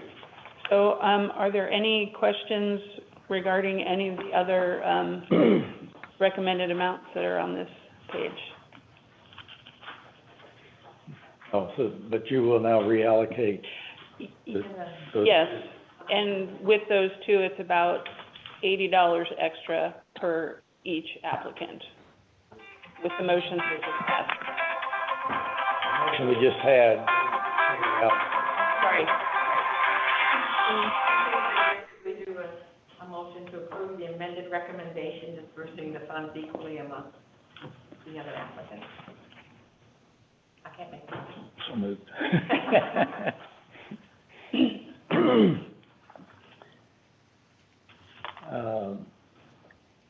Guess I'll try it.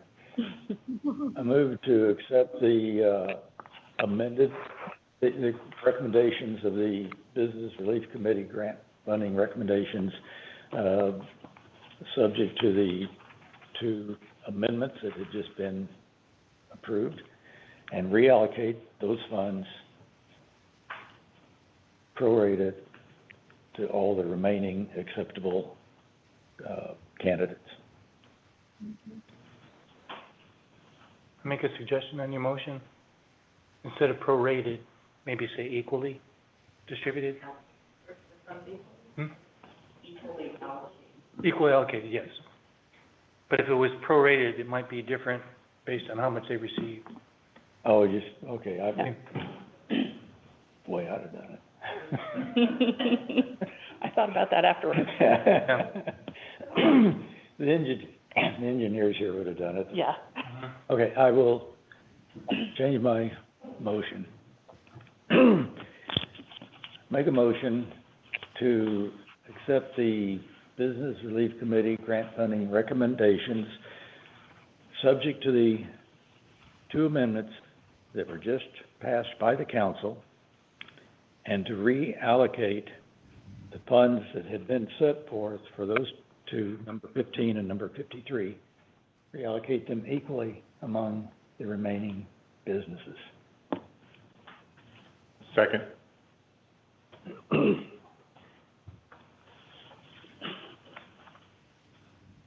Okay. Councilor Risley? Yes. Councilor Ogilvy? Yes. Councilor McCarthy? Yes. Council President Benefield? Yes. Thank you.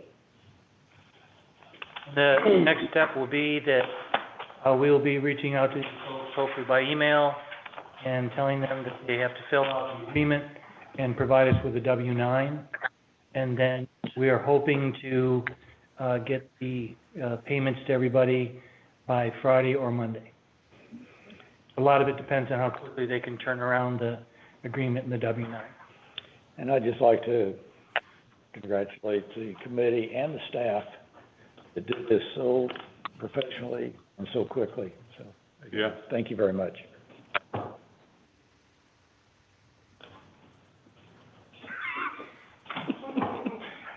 Barb and I are doing the wave, you know. Yeah, I agree, and thanks for saying that, Mike. Now, I'm sorry, I already told you what's gonna happen, never mind.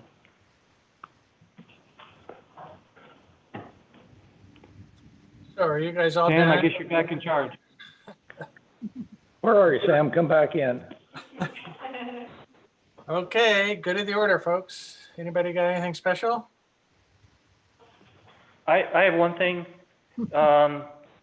In a meeting today, the county is trying to get a grant.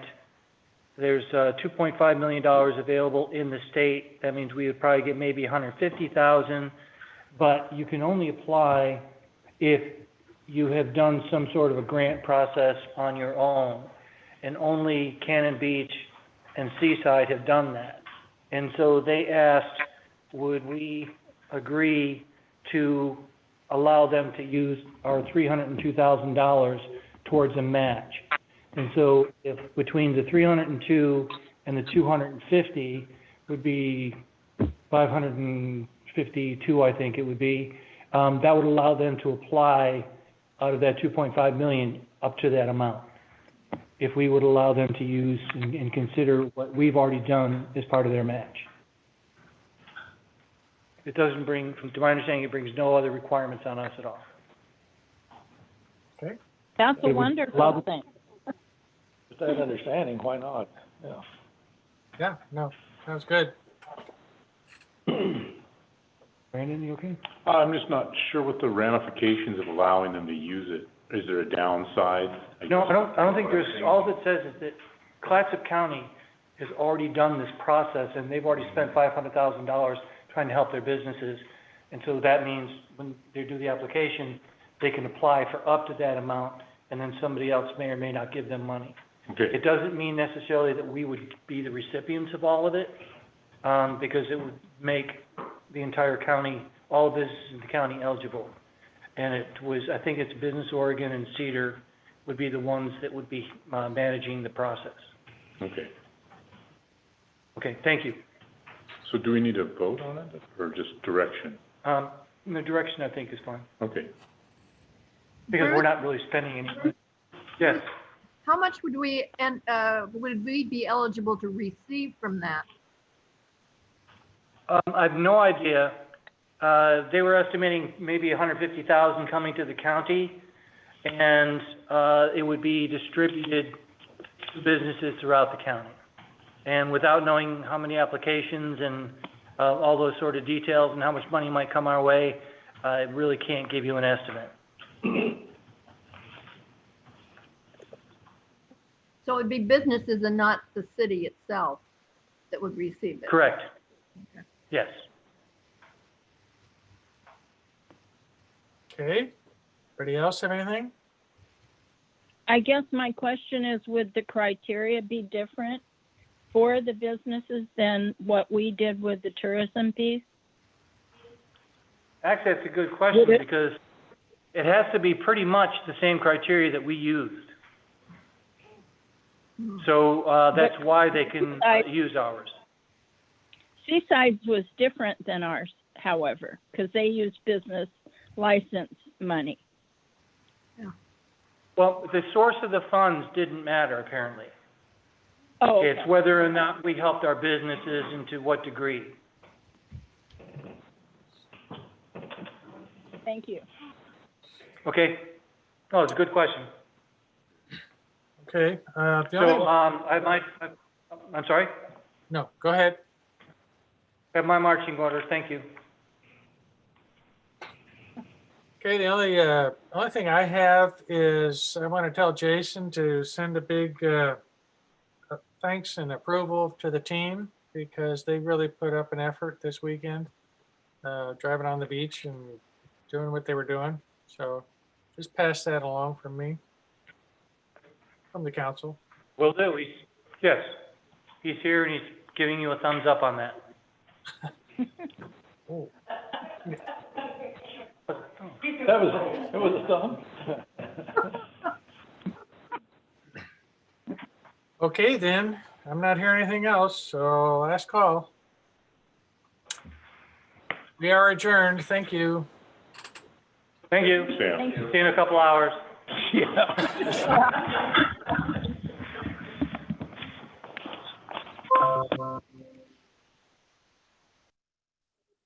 Thanks, Rusty.